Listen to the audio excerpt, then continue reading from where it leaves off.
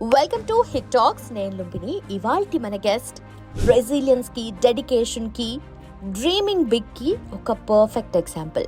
Police constable turned into IPS officer mister Uday Krishna Reddy. Police సర్వీసే కాదు, social responsibility కూడా ఉన్న ఒక అమేజింగ్ ఇండివిజువల్ అని చెప్పొచ్చు. ఆయనకున్న మల్టిపుల్ గోల్స్ లో ఒకటి 109 అనే ఒక service and rehabilitation centre start చేయాలి for animals and also to conduct Praja Darbars to remain accessible to the people at the same time to fight against drug abuse. So let's talk to him and know a lot more about him. So Pahalgam attack జరిగింది and ఆ terror attack గురించి each and every పెద్ద channel కానీ చిన్న channel కానీ ఓపెన్గా discuss చేస్తున్నారు దీని గురించి. And that to when it comes to Pakistan and India it's very dynamic and love and hate అనేటువంటి relation. So what exactly is police definition according to you? మన చుట్టూ ఎవరు లేరు అన్నప్పుడు ఖచ్చితంగా మనిషి తన ఇష్టం వచ్చినట్టు బిహేవ్ చేస్తారు. సో అలా ప్రతి మనిషిలో డీవియన్ బిహేవియర్ ఉంటుంది. దొంగ కనుకోండి ఇమీడియట్గా వస్తుంది. సో క్రిమినల్కి వాళ్ళకి ఇమీడియట్గా దగ్గర అవుతుంది. సో దాన్ని కంట్రోల్ చేయాలంటే సో మీరు చెప్తున్నప్పుడు డెఫినెట్లీ చాలా మందికి ఇంట్రెస్ట్ ఉంటుంది పర్సనాలిటీ ఇంటర్వ్యూ ప్రాసెస్లో ఏమేమి క్వశ్చన్స్ అడుగుంటారు అని చెప్పేసి. అంటే మీరు ఎన్ని మెట్లు ఎక్కి వచ్చారు, ఒకటి మీకు అన్ని మెటీరియల్స్ ఇచ్చి టీ పెట్టుకుంటారు. ఇంకోటి ఏంటంటే ఇంటర్వ్యూలో నేను ఆన్సర్ చెప్పలేదు అంటే అరే నేను ఆన్సర్ చెప్పలేదు మార్క్స్ రావు ఏమో అట్లా ఉండదు. ఓకే. ఇంకొకటి ఏంటంటే ఇక్కడ మీరు ఈ ఎగ్జామ్ని జస్ట్ నాలెడ్జ్ని గుర్తుపెట్టుకొని ఎగ్జామ్ పాస్ అయిపోవాలి అనే పర్స్పెక్టివ్తో చదివితే you are bound. And also ఈ ఇయర్ ర్యాంక్స్లో 11th ర్యాంక్ వచ్చిన అమ్మాయి స్టేటెడ్ దట్ అసలు ఫోనే యూజ్ చేయలేదు మేము అని చెప్పేసి. Smart phone is a killer machine నా ఉద్దేశం. It kills your time, energy, your cognition, your creativity, your efficiency, your retention capacity and your dopamine receptors, everything it kills. ఎంత ఐరనీ ఏంటంటే ఇన్స్టాగ్రామ్ పెట్టుకొని ఇన్స్టాగ్రామ్లో మోటివేషన్ వీడియోస్ చూస్తూ time waste చేస్తారు. Time waste చేయకూడదు అనేటువంటి రీల్స్ చూస్తూ టైం వేస్ట్ చేస్తారు. So that is the irony of.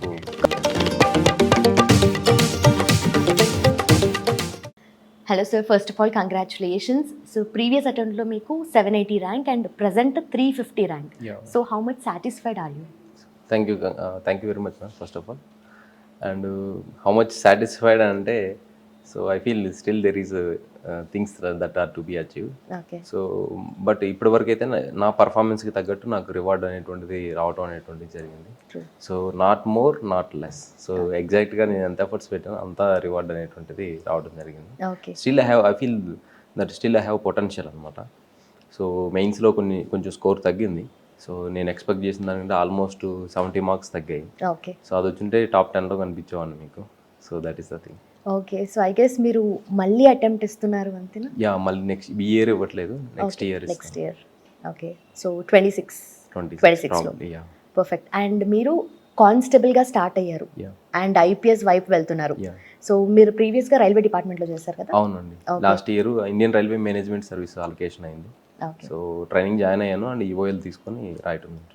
Okay. So బేసిక్గా ఇన్ని ఇయర్స్ ఆఫ్ జర్నీ ఉంటారు కదా మీకు. ఓవరాల్ ప్రిపరేషన్లో ఫస్ట్ నుండి చూసుకుంటే లైక్ ఎన్ని ఇయర్స్ టైం పట్టింది సార్ మీకు? సో ఇనీషియల్గా మనకి ఏమవుతుందంటే సబ్జెక్ట్ అనేటువంటిది ప్రిపరేషను నేనేమంటా అంటే వాటిని ఫార్మేటివ్ ఇయర్స్ అంటాను. సో ఫార్మేటివ్ ఇయర్స్ అంటే మనం సబ్జెక్టు బాగా నేర్చుకునే టైం అనమాట అది. సో ఆ టైము ఫస్ట్ ఒక 18 months చాలా స్ట్రాంగ్గా చదవాల్సి ఉంటుంది. అంటే ప్యాషన్గా చదవాలి అండ్ ఎక్కువ టైం ఇన్వెస్ట్ చేయాలి. సో మనం కాన్సెప్ట్స్ నేర్చుకోవటం, క్లారిటీ తెచ్చుకోవటం, నోట్ మేకింగ్, సో వాటిని పదే రివిజన్ చేయడం, ఇలాంటి ఆస్పెక్ట్స్ ఏవైతే ఉంటాయో వాటిని మనం ఎక్కువ ఫోకస్ చేయాల్సి ఉంటుంది. సో అది ఎంత ప్యాషన్తో చేస్తే మనం అంత ఎక్కువ అవర్స్ ఇన్వెస్ట్ చేయగలుగుతాం. ప్యాషన్ లేకుండా ఏదో బయట నుంచి ఎక్స్టర్నల్గా మనం చేయాలంటే అది చేయలేము. ఆ ఫార్మేటివ్ ఇయర్స్లో ఐ ఇన్వెస్టెడ్ లాట్. అంటే అక్కడ నుంచి నేను జాబ్ రిజైన్ చేసి వచ్చిన తర్వాత 2018 August 17 ఇక్కడికి వచ్చాను. అంటే వితిన్ 1 week వచ్చేసి అక్కడ 10 రిజైన్ చేసి. సో ఒక 1 week గ్యాప్ తీసుకొని ఇక్కడికి వచ్చేయటం అనేటువంటిది జరిగింది. అప్పటి నుంచి నేను ఇంకా ప్యాషనేట్గా ప్రిపరేషన్ అనేటువంటిది స్టార్ట్ చేశాను. అప్పుడు ఆల్మోస్ట్ 12 hours, 13 hours, 14 hours కూడా పర్ డే అయ్యేది. దాని తర్వాత నా ఫస్ట్ అటెంప్ట్ ఇచ్చేసిన తర్వాత అప్పటికి నాకు సబ్జెక్ట్ సాచురేషన్లోకి వచ్చింది. సో సబ్జెక్ట్ సాచురేషన్లోకి వచ్చిన తర్వాత నాకు తక్కువ టైం పట్టింది. మళ్ళీ ఇంకా 8 అవర్స్ 7 అవర్స్ 6 అవర్స్ కొన్నిసార్లు అసలు చదవకుండా ఉండేది. సో ఇలా తర్వాత మనకి టైం తక్కువైనా ఇన్వెస్ట్ చేయొచ్చు, కానీ ఇనిషియల్గా ఫార్మేటివ్ ఇయర్స్లో మనం ఎక్కువ టైం ఇన్వెస్ట్ చేయాలి. ఓకే. సో మీరు ఆ ఫార్మేటివ్ ఇయర్స్లో స్టాటిక్ పార్ట్లో చాలా థరో అయిపోయారు. బట్ డైనమిక్స్లో each and every year updates అనేటివి, కరెంట్ అఫైర్స్ అనేటివి పెరుగుతూనే ఉంటాయి కదా. సో ఎలా కోపప్ చేశారు? కరెంట్ అఫైర్స్ అనేటువంటి చాలా డైనమిక్ కాన్సెప్ట్ అండి. అయితే నేను కరెంట్ అఫైర్స్కి ఏం చేసామంటే డైలీ 3 న్యూస్ పేపర్స్ చదివేటువంటి. సో ఇనీషియల్గా న్యూస్ పేపర్ చదవడం అనేటువంటి ఒక న్యూస్ పేపర్కి 4 అవర్స్ 5 అవర్స్ పట్టేది. బట్ న్యూస్ పేపర్లో ఏం చదవాలి ఏం చదవకూడదు అనేటువంటి మనకు తెలిసిన తర్వాత, అంటే ఎంత డెప్త్లో కూడా మనం తెలుసుకోవాలనేటువంటి తెలిసిన తర్వాత మనకి హార్డ్లీ ఒక 20 మినిట్స్లో ఒక న్యూస్ పేపర్ అయిపోతుంది. అలా నేను 3 న్యూస్ పేపర్స్ చదివేటుంటాను. సో ద హిందూ ఒకటి, Eenadu and Sakshi, 3 news papers చదివేవాడిని. అండ్ ద ఇండియన్ ఎక్స్ప్రెస్లో ద యూపీఎస్సీ ఎసెన్షియల్స్ అని ఉంటాయి. సో అవి ఏంటంటే వీక్లీ 10 డేస్కో లేకపోతే 15 డేస్కో ఒకసారి వాటిని చూసేటువంటివన్నీ. ఇలా కరెంట్ అఫైర్స్ అనేటువంటి డైలీ న్యూస్ పేపర్స్ చదవడం ఒకటి. దాని నుంచి brief per day 1 A4 sheet notes making చేసేటువంటివన్నీ. ఆ బ్రీఫ్ చేసినప్పుడు మనకు ఫస్ట్ కాగ్నిషన్లోకి డే టు డే ఆస్పెక్ట్స్ ఏముంటాయి అవన్నీ మైండ్లోకి వెళ్తాం జరుగుతుంది. తర్వాత ఎవ్రీ మంత్ బయట ప్రైవేట్ ఇన్స్టిట్యూషన్స్ అన్నీ మ్యాగజైన్స్ రిలీజ్ చేస్తాయి. సో ఆ మ్యాగజైన్స్ తీసుకొని దాన్ని రివిజన్ చేసేటువంటివన్నీ. సో అలా నాకు ఎవ్రీడే అండ్ మంత్లీ అనేటువంటిది అప్డేషన్ అనేటువంటిది జరిగేది. సో దానివల్ల నాకు ఈజీ అయింది. సో జనరల్లీ ఈ న్యూస్ పేపర్ సెలెక్షన్లో కూడా చాలా మంది డివైడ్ అయిపోతారు స్టూడెంట్స్. కొంతమంది హిందూకి వెళ్తారు, కొంతమంది ఇండియన్ ఎక్స్ప్రెస్కి వెళ్తారు. సో ఇన్ఫాక్ట్ కొంచెం డీసీ లిమిటెడ్గా ఉన్నప్పటికీ. సో ఆ న్యూస్ పేపర్ సెలెక్షన్ కూడా on what basis you have made sir? So actually ఒకటండి, బేసికల్గా నా సీనియర్స్ కొంతమంది seniors they are into IAS. So వాళ్ళు సజెస్ట్ చేసింది ఏంటంటే, ఇప్పుడు తిరుపతి కలెక్టర్గా ఉన్నారు Venkateswaran garu. So he was the one who initially guided me. So he told that, ఏం చెప్పాడంటే ఇండియన్ ఎక్స్ప్రెస్ తీసుకో, అది న్యూట్రల్గా ఇస్తారు న్యూస్ రిపోర్టింగ్ అనేది ఒకటి. రెండోది ఏంటంటే లాంగ్వేజ్ లూసిడ్గా ఉంటుంది 2. అండ్ మూడోది ఏంటంటే గవర్నమెంట్ ప్రోగ్రామ్స్ ఎక్కువ దానిలో రిపోర్ట్ చేస్తారు 3. ఇటువంటి రీజన్స్ వలన మీరు ఇండియన్ ఎక్స్ప్రెస్ని తీసుకొని సజెస్ట్ చేశారు ఆయన. తర్వాత నాకు ఫస్ట్ నుంచి హిందూ చదవటం అలవాటు. రెండోది ఏంటంటే అవైలబిలిటీ, అది ఢిల్లీలో ఉన్న వాళ్ళకి అవైలబుల్ ఉండేది. ఇప్పుడంటే ఈ పేపర్ ఎడిషన్స్ వచ్చాయి, కానీ ఇనిషియల్ డేస్ ఆఫ్ ప్రిపరేషన్లో హార్డ్ కాపీసే అనమాట. అయితే ఆ హార్డ్ కాపీస్ మనకి ఇక్కడ ఎడిషన్ ఉండేది కాదు. సో దానివల్ల హిందూనే నేను స్టార్ట్ చేయడం జరిగింది. గ్రాడ్యువల్గా ఇంకా హిందూకి నాకు హ్యాబిచ్యుయేట్ అయిపోయాను. సో దాంట్లో ఎక్కువ టైం స్పెండ్ చేయడం జరిగింది. తర్వాత ఈ ఇండియన్ ఎక్స్ప్రెస్ ఏదైతే ఉందో వాళ్ళు స్పెషల్గా యూపీఎస్సీ ఫోకస్ చేసి యూపీఎస్సీ ఎసెన్షియల్స్ అని అది ఇచ్చారు. సో దాని సబ్స్క్రిప్షన్ తీసుకున్నా, బట్ ఏంటంటే చాలా సెలెక్టివ్గా చదువుతాం వాటిని. So that is the thing. Okay. And also ఈ న్యూస్ పేపర్ ఎక్కువగా మీరు చదువుతూ ఉంటారు, కరెంట్ అఫైర్స్ అన్నీ అప్ టు డేట్ ఉంటారు కదా. సో పహల్గామ్ అటాక్ జరిగింది, అండ్ ఆ టెర్రర్ అటాక్ గురించి ఈ ఛానల్స్లో కానీ పబ్లిక్ డొమైన్స్లో ఎక్కువగా ఆ వార్ స్ట్రాటజీస్ కానీ ఎవరు ఈచ్ అండ్ ఎవ్రీ పెద్ద ఛానల్ కానీ చిన్న ఛానల్ కానీ ఓపెన్గా డిస్కస్ చేస్తున్నారు దీని గురించి. అది ఎంతవరకు మనకు అవసరము అనేది what you want to tell on that? So ఒకటండి, international relations between 2 nations is very sensitive issue. And that to when it comes to Pakistan and India, it's very dynamic. And ఇదేంటంటే లవ్ అండ్ హేట్ అనేటువంటి రిలేషన్షిప్లో యాక్చువల్గా ఉంటుంది. But ఇంక since మనకి political సైన్స్లో కొన్ని థియరీస్ ఉంటాయి. సో ఒక స్టేట్ ఎందుకు అలా బిహేవ్ చేస్తుంది అనేటువంటి దానికి దేర్ ఆర్ మెనీ అజంప్షన్స్. వాటిలో ఒకటేంటంటే, ఒకటి బెయిట్ అండ్ బ్లీడ్ థియరీ అని ఒకటి ఉంటుంది. So bait and bleed theory అంటే, once you are not in a position to counter your enemy directly, you are not అంటే ఎనిమీని డైరెక్ట్గా మీరు ఎదుర్కోలేకపోతే, సో వాళ్ళు ఇండైరెక్ట్గా వాళ్ళని లాస్ చేయాలి. సో వాళ్ళ రెప్యుటేషన్ దగ్గర నుంచి, వాళ్ళ సాఫ్ట్ పవర్ దగ్గర నుంచి, వాళ్ళ నేమ్ దగ్గర నుంచి, అండ్ వాళ్ళ సెక్యూరిటీ ఫోర్సెస్ మొరల్ దగ్గర నుంచి, అండ్ వాళ్ళ ఇమేజ్ దగ్గర నుంచి ఎవ్రీథింగ్ టార్నిష్ చేయాలి. But that is in indirect way. So అంటే బెయిట్ అండ్ బ్లీడ్ దాని నేమ్లోనే ఉందన్నమాట. అంటే కరిచి దాని నుంచి ఆ బ్లడ్ని లెట్ చేయటం. సో ఇప్పుడు అండ్ ఆర్టికల్ 370ని క్యాన్సిలేషన్ చేయడం అనేటువంటిది జరిగింది, రిపీల్ చేశారు. తర్వాత private individuals and government entities are also investing lot. And infrastructural upgradation జరిగింది. సో టన్నెల్ అవి చేయటం, తర్వాత బ్రిడ్జెస్ చేయటం, ఇటువంటివి. తర్వాత అక్కడికి వచ్చినట్టయితే గవర్నమెంట్ అడ్మినిస్ట్రేషన్ కూడా ఓవర్హాల్ చేయటం అనేటువంటిది జరిగింది. ఇవన్నీ ఆస్పెక్ట్స్ జరిగిన తర్వాత సో పీపుల్ ఎవరైతే టూరిస్ట్ కావచ్చు, అంటే economy is getting boosted up అనమాట. సో అలా ఎప్పుడైతే పాకిస్తాన్ ఎగ్జిస్టెన్స్ అనేటువంటిది ఎప్పుడు కూడా ఇండియాని హేట్ చేయటం అనేటువంటి దాని మీద ఆధారపడి ఉంటుంది. సో వాళ్ళ ఎగ్జిస్టెన్స్ అంటే ఇండియాని హేట్ చేయటం ఒకటి. సో ఆ ఇండియాని హేట్ చేయటం అనేటువంటి ఎగ్జిస్టెన్స్ ఎప్పుడైతే పోతుందో then the Pakistan existence itself will be a question అన్నమాట. సో వాళ్ళు ఆ ఎగ్జిస్టెన్స్ నిలుపుకోవడం కోసం సీరియల్గా ఈ టెర్రర్ అవుట్ఫిట్స్ని ద స్టేట్ స్పాన్సర్ టెర్రరిజం అంటారు. సో వాటిని ఇవ్వటం అనేటువంటి చేయటం అనేటువంటి జరుగుతుంది. So it is a part of that. So దానికి ఏంటంటే మనం earlier we made surgical strikes అంటారు. సో తర్వాత వేరియస్ డిప్లొమాటిక్ ఛానల్లో we pressurised them and we made lot of alliances and all. And the Pakistan it self ఇది semi failed state in fact మీకు చెప్పాలంటే. So అక్కడ ఏంటంటే ఇక్కడ మనకి ఇండియన్ గవర్నమెంట్కి మిలిటరీ మీద ఎంత స్ట్రాంగ్ హోల్డ్ ఉందో అక్కడ అంత స్ట్రాంగ్ హోల్డ్ ఉండదు. సో మిలిటరీకి అక్కడ ఉన్న గవర్నమెంట్ మీద స్ట్రాంగ్ హోల్డ్ ఉంటుంది. సో అట్లా అటువంటి సినారియోలో సెమీ ఫెయిల్డ్ స్టేట్ సినారియోలో వాళ్ళు ఇంకేం చేస్తారు, డైరెక్ట్గా ఇండియన్ కన్ఫ్రంట్ చేయలేరు. సో వాళ్ళు చేసేటువంటి అన్నీ ఏంటంటే ఇలా ఇండైరెక్ట్గా చేయటం అనేటువంటి. సో ఇలా స్ట్రాంగ్ రిటాలియేషన్ అనేటువంటిది ఇవ్వటం, డిప్లొమాటిక్ ఛానల్స్లో వాళ్ళని టైట్ చేయటం, సో వాళ్ళ రిలయన్స్ అనేటువంటిది డిస్టర్బ్ చేయటం అనేటువంటిది ఇది tactical way of dealing with such a semi rogued countries. Okay. And also మీరు లాస్ట్ టైం ర్యాంక్ వచ్చినప్పుడు మీరు ఇచ్చిన స్పీచెస్ కానీ ఇంటర్వ్యూస్ కానీ and also what motivated you అన్నది చాలా వైరల్ అయింది. సో ఆయన్ని మళ్ళీ కలిసారా సిఐ? లేదండి, ఇంకా that's closed chapter actually in fact చెప్పాలంటే. So I'm looking forward to serve the country in very progressive way. So మన లైఫ్లో ప్రతి మనిషి మనకి లైఫ్లో కలిసే ప్రతి మనిషి is a part of destiny అన్నట్టే. సో అక్కడ ఒక జరగకుండా ఇన్సిడెంట్ జరిగింది. So that hurt me lot. So చాలా బాధగా అనిపించింది. అది చేసి వచ్చేసిన తర్వాత నా కెరీర్ మీద ఎక్కువ ఫోకస్ చేయడం జరిగింది. మళ్ళీ ఆయన కలవటం కానీ, ఆయన నన్ను అప్రోచ్ అవ్వటం కానీ, మెసేజెస్ కానీ, so nothing happen.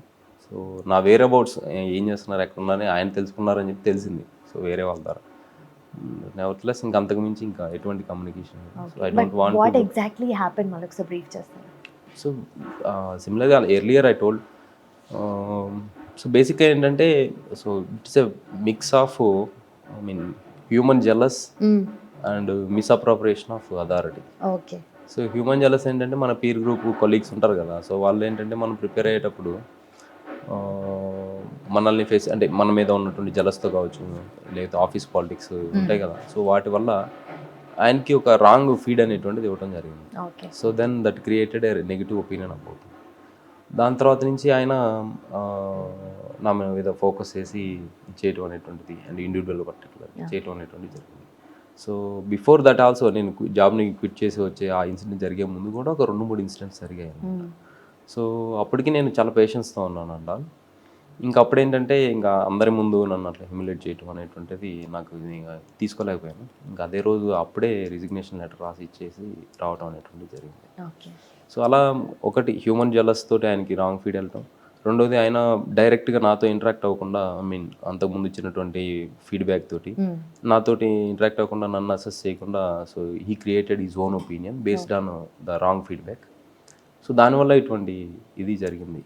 So that is the thing. Okay. So ఇప్పుడు మీకు ఏ పొజిషన్ వచ్చే ఛాన్సెస్ ఉన్నాయి? నాకు ఐపీఎస్ వస్తుందండి. అంటే కొంతమంది అంటే ఓసీ కేటగిరీ ఉందనుకోండి కొంచెం కష్టము అని అంటారు కదా. సో అంటే I do have category. So నా కేటగిరీలో నాకు ఖచ్చితంగా అయితే ఐపీఎస్ వస్తుంది. So this year I'm going to be IPS and joining LBSNAA for foundation course and then NPA national police academy in Hyderabad. So generally మీకు ఆ ఐపీఎస్ అవ్వాలన్న జీల్ ఎక్కువగా ఉంది కాబట్టి over a period of time ఇది చాలా బిల్డ్ అయి ఉండొచ్చు కదా మీకు ఇంకా ఎక్కువ. So what exactly is police definition according to you? So నన్ను ఇంటర్వ్యూలో కూడా ఈ సిమిలర్ క్వశ్చన్ అడిగారండి. So what is the need of police and what is police? So బేసికల్గా any society the primary existence అనేటువంటిది ఏంటంటే every individual is having the deviant behaviour అండి. So deviant behaviour that ఆ డీవియంట్ బిహేవియర్ ఏంటంటే ఒక గ్రావిటీలో ఉంటుంది. So ఒక్కొక్కరికి ఒక్కొక్కసారి బయటపడుతుంది. సో ఏంటంటే మన చుట్టూ ఎవరు లేరు అన్నప్పుడు ఖచ్చితంగా మనిషి తన ఇష్టం వచ్చినట్టు బిహేవ్ చేస్తారు. సో మన ఇంట్లో ఎవరు లేరు అన్నప్పుడు సో మనం ఎలా చేస్తాం, మా అమ్మ చెప్పిన రూల్స్ని ఫాలో అవ్వం, నాన్న చెప్పిన రూల్స్ని ఫాలో అవ్వం, ఫ్రిడ్జ్లో బిహేవియర్ బయట వస్తుంది. అలాగే there are political science theories as well. So primitive nature of human behaviour అనేటువంటిది సో అలా ప్రతి మనిషిలో డీవియన్ బిహేవియర్ ఉంటుంది. డీవియన్ బిహేవియర్ అంటే ధిక్కరించి, అంటే సోషల్ ఆర్డర్ని ధిక్కరించడం అనేటువంటిది. అది ఒక్కొక్కరికి ఒక్కొక్క స్టేజ్లో బయటకు వస్తుంది. దొంగగా అనుకోండి ఇమీడియట్గా వస్తుంది. సో క్రిమినల్కి వాళ్ళకి ఇమీడియట్గా ట్రిగ్గర్ అవుతుంది. మిగతా వాళ్ళకి ఇంకా తప్పదురా అన్నప్పుడు, ఇప్పుడు ఎవరన్నా మనల్ని అటాక్ చేస్తున్నారు, ఆ టైంలో మనం కూడా లాని డీవియేట్ చేస్తాం. అలా ఎవ్రీ ఇండివిజువల్లో ఒక డీవియన్ బిహేవియర్ అనేది దట్ ఈజ్ ఇన్నేట్గా ఉంటుంది. అది కానీ సొసైటీకి మంచిది కాదు. సో దాన్ని మనం కంట్రోల్లో పెట్టాలి. ఒకటి. రెండోది ఏంటంటే సోషల్ ఆర్డర్ని మెయింటైన్ చేయగలగాలి. అప్పుడే సొసైటీ అండ్ సివిలైజేషన్ అనేటువంటిది ప్రోగ్రెస్ అవుతూ ముందుకెళ్తుంది. సో ఎప్పుడైతే ఈ లా అండ్ ఆర్డర్ అంటే ఈ డీవియన్ బిహేవియర్ని కంట్రోల్ చేయలేమో అప్పుడు స్టేట్ అనేటువంటిది ఫెయిల్ స్టేట్ అవుతుంది. You take example of Afghanistan, Talibans ఉన్నారు. సో అక్కడ ఫెయిల్డ్ స్టేట్. సో తర్వాత కొన్ని ఆఫ్రికన్ కంట్రీస్, అక్కడ కూడా లా అండ్ ఆర్డర్ ఉండదు, అక్కడ failed state.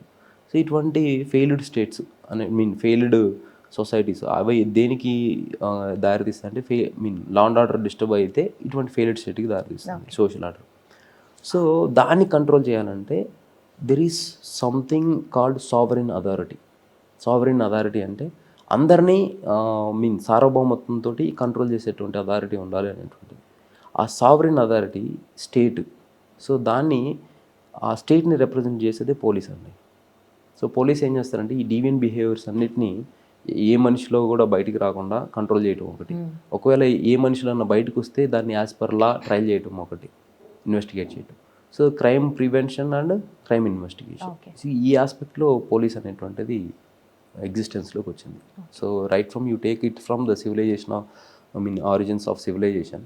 So you take it Greek civilization, Chinese civilization, తర్వాత మన Egyptian civilization and India Mesopotamian civilization and Indian civilisation.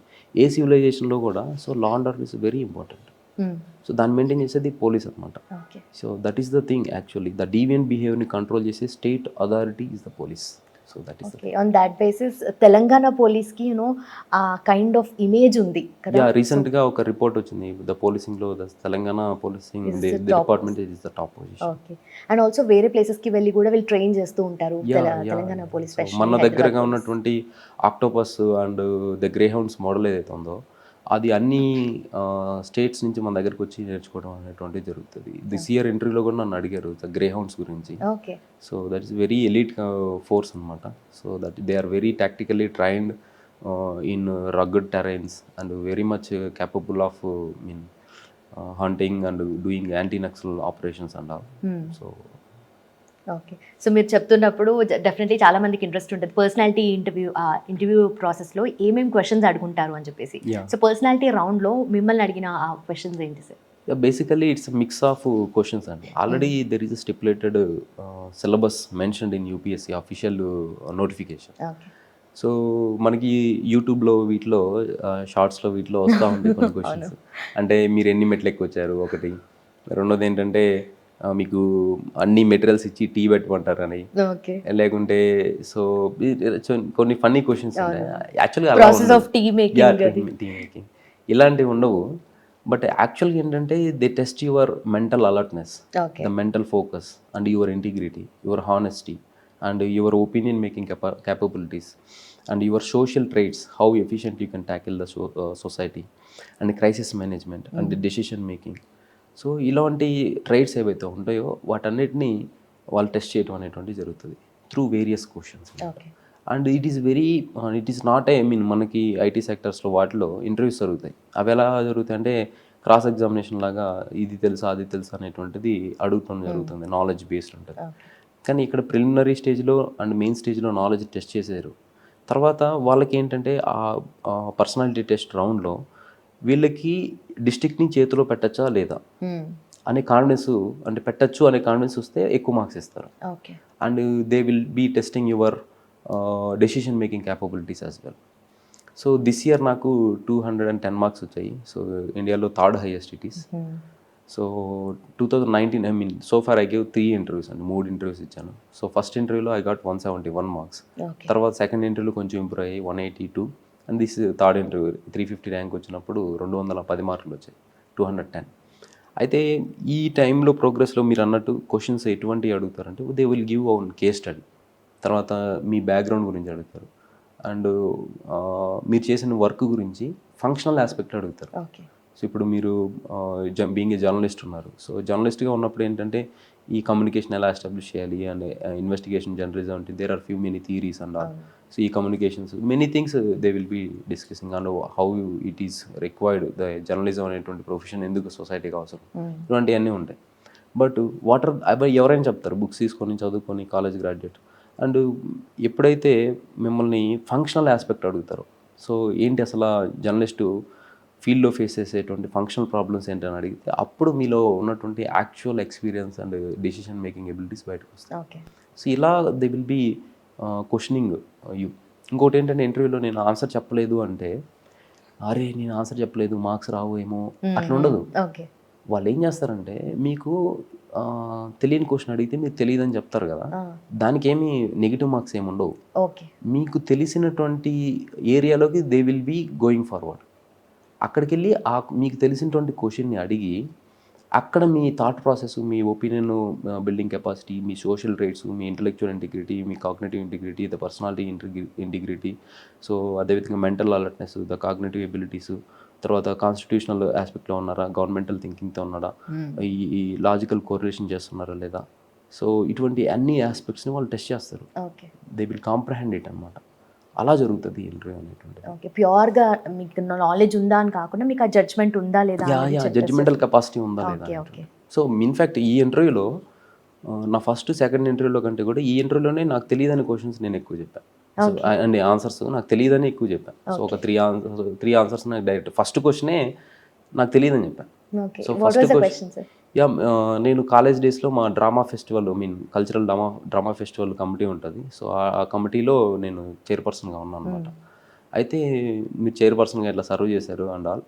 అయితే ఇండియాలో జరిగేటువంటి drama festival, the famous drama festival, well known drama festival ఏంటి అన్నారు. But I don't know actually what was it. So తర్వాత later I came to know that it is Bharat Rang Mahotsav అని ఒక Indian school of drama వాళ్ళు చేస్తారు. So that is very the grand event అనమాట drama ఫెస్టివల్స్లో. సో అది నాకు తెలియదని చెప్పాను ఫస్ట్ క్వశ్చన్. సో అలా తర్వాత నువ్వు no problem will move forward అని చెప్పేసి తర్వాత మనకు తెలిసినటువంటి టాపిక్కి వెళ్ళి మనం ఎలా థింక్ చేస్తాం అనేది అడుగుతారు. సో ఇలా జరుగుతుంది ఇంటర్వ్యూ. సో ఆ తర్వాత క్వశ్చన్స్ ఏముంది సార్? యా తర్వాత ఎస్ నెక్స్ట్ సెకండ్ క్వశ్చన్ వచ్చేస్తే నాకు ఈ హెచ్ఐవి అండ్ ఎయిడ్స్ ఉన్నటువంటి వాళ్ళకి నేను కౌన్సిలింగ్ ఇవ్వటం అనేటువంటి జరుగుతుంది. సో అసలు ఏంటి, ఎందుకు ఇస్తున్నారు, ఎప్పటి నుంచి ఇస్తున్నారు, ఏ కాంటెక్స్ట్లో మీరు అసలు ఆ హాబీ మీకు ఎలా అలవాటు అయింది అనేటువంటిది అడిగారు. సో నేను బ్రీఫ్లీ చెప్పడం జరిగింది. చెప్పిన తర్వాత దెన్ వాళ్ళు ఏం అడిగారంటే సో ఈ కౌన్సిలింగ్ ఇచ్చే క్రమంలో సో ఎవ్రీ మంత్ ఎంత ఇన్వెస్ట్మెంట్, ఎంత ఖర్చు అవుతుంది ఫర్ దేర్ మెడిసిన్ అంటారు. సో బేసికలీ టు నో ఈ క్వశ్చన్ ఎలా అంటే ఎందుకు అని అడిగారంటే ఎవరైతే రియల్గా దాన్ని చేస్తారో వాళ్ళకే అది తెలుస్తుంది. సో అంటే మిగతా వాళ్ళు ఇంటర్వ్యూకి ప్రిపేర్ అయ్యే వాళ్ళు అందరూ ఏం చేస్తారు, నాలెడ్జ్ బేస్ తోటి ప్రిపేర్ అయ్యి సో హెచ్ఐవి అంటే ఏంటి, దానికి సంబంధించినటువంటి దాని స్టాటిస్టిక్స్ ఇవన్నీ ప్రిపేర్ అవుతారు. బట్ ఎవరైతే యాక్చువల్గా గ్రౌండ్లో చేస్తారో that was the intention behind that question. So నేను చెప్పాను సో ఇంత కాస్ట్ అవుతుంది and there are 1 line, first line, second line, third line అని చెప్పేసి చెప్పాను. Now the government is giving freely అని చెప్పాను. నెక్స్ట్ లెవెల్ క్వశ్చన్ ఏంటంటే ఇంకా tell me the brands, the companies that are manufacturing those అంటే ఏవైతే మ్యానుఫ్యాక్చరింగ్ చేస్తున్నాయో medicine. So there are only 2 companies that I remember. అంటే అప్పటికి నాకు ఒకటే గుర్తొచ్చింది. సో ఒకటి హెట్రో, ఇంకోటి నాట్కో. సో నాట్కో నాకు గుర్తురాల, ఓన్లీ హెట్రో గుర్తొచ్చింది. అండ్ వాళ్ళు ఎంత ఇంకొకటి అపోహ ఏంటంటే ఇంటర్వ్యూకి వెళ్ళంగానే వీళ్ళందరూ గ్రిల్ చేసేస్తారు, చాలా సీరియస్గా ఉంటారు, నిన్ను అంతూ చూస్తారా అనేటువంటిది ఉంటుంది. బట్ అది చాలా మిత్ అండి, చాలా అపోహ అది. వాళ్ళు చాలా అకామిడేటివ్గా ఉంటారు. ఇంకా వాళ్ళు మీకు క్లూస్ ఇస్తారు, మీకు చాలా ఫెసిలిటేట్ చేస్తారు. ఇది డాక్టర్ రెడ్డిసా, ఇంకో కంపెనీ అంటే 4-5 కంపెనీ చెప్పారు వాళ్ళు నాకు.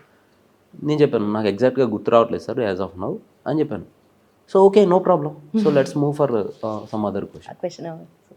దాని తర్వాత ఇందాక మనం అడిగినారు what is policing and what is the necessity of policing అని చెప్పి అడిగారు.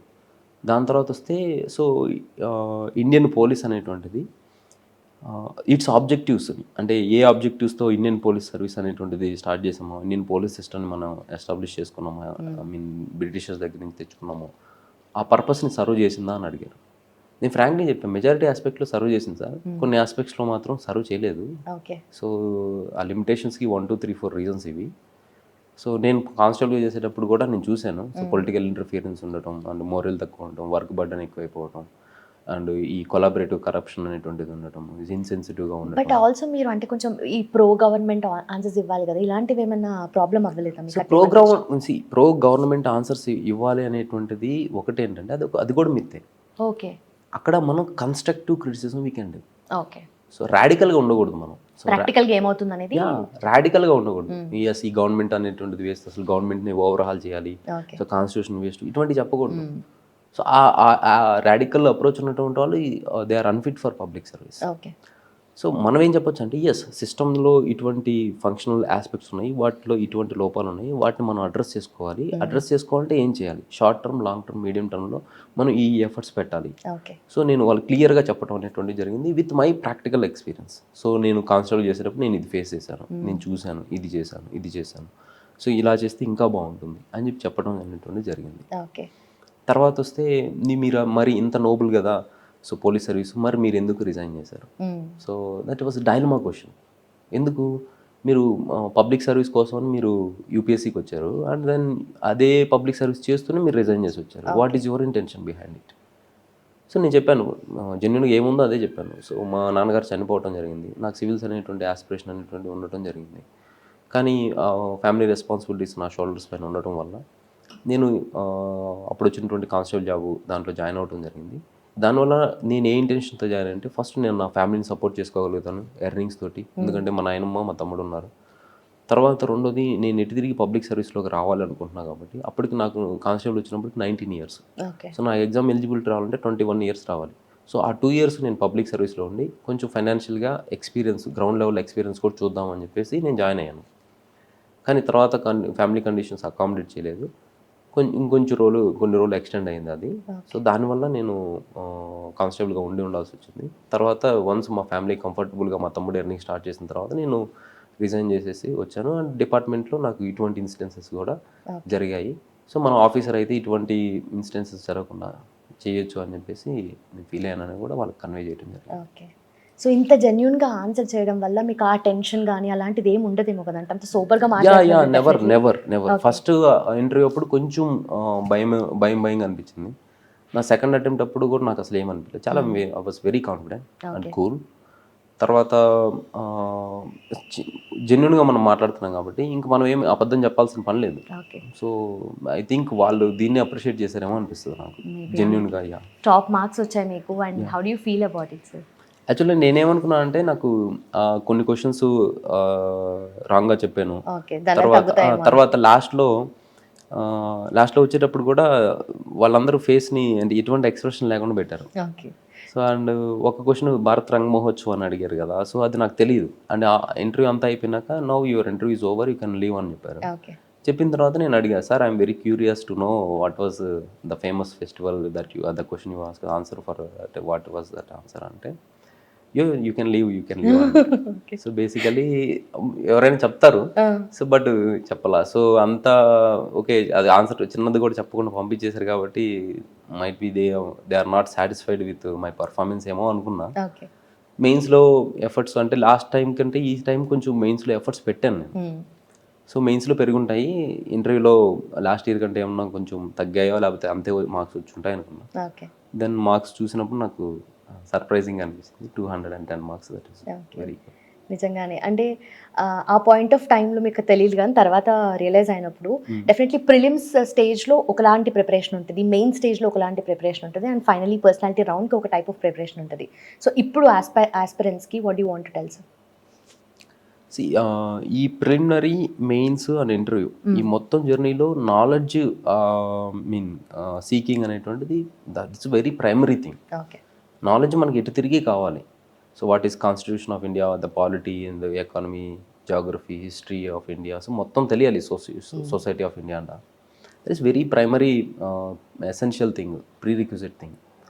అయితే దాన్ని ఆ నాలెడ్జ్ని మనం ఎలా ట్యూన్ చేస్తాం, షేప్ చేస్తాం అనేది it depends on various stages అనమాట. ప్రిలిమినరీ స్టేజెస్కి వచ్చినట్టయితే మీరు చాలా ఇన్ఫర్మేటివ్గా ఉండాలి అండ్ క్లారిటీ ఆఫ్ థాట్ ఉండాలి. క్లారిటీ ఆఫ్ థాట్, దాంతో ఆ clarity of thought and conceptual clarity ఈ రెండు అనేటువంటిది ఉండాలి. ఉన్న తర్వాత మీకు ఫ్యాక్చువల్ కరెక్ట్నెస్ అనేటువంటిది మీ దగ్గర ఉండాలి.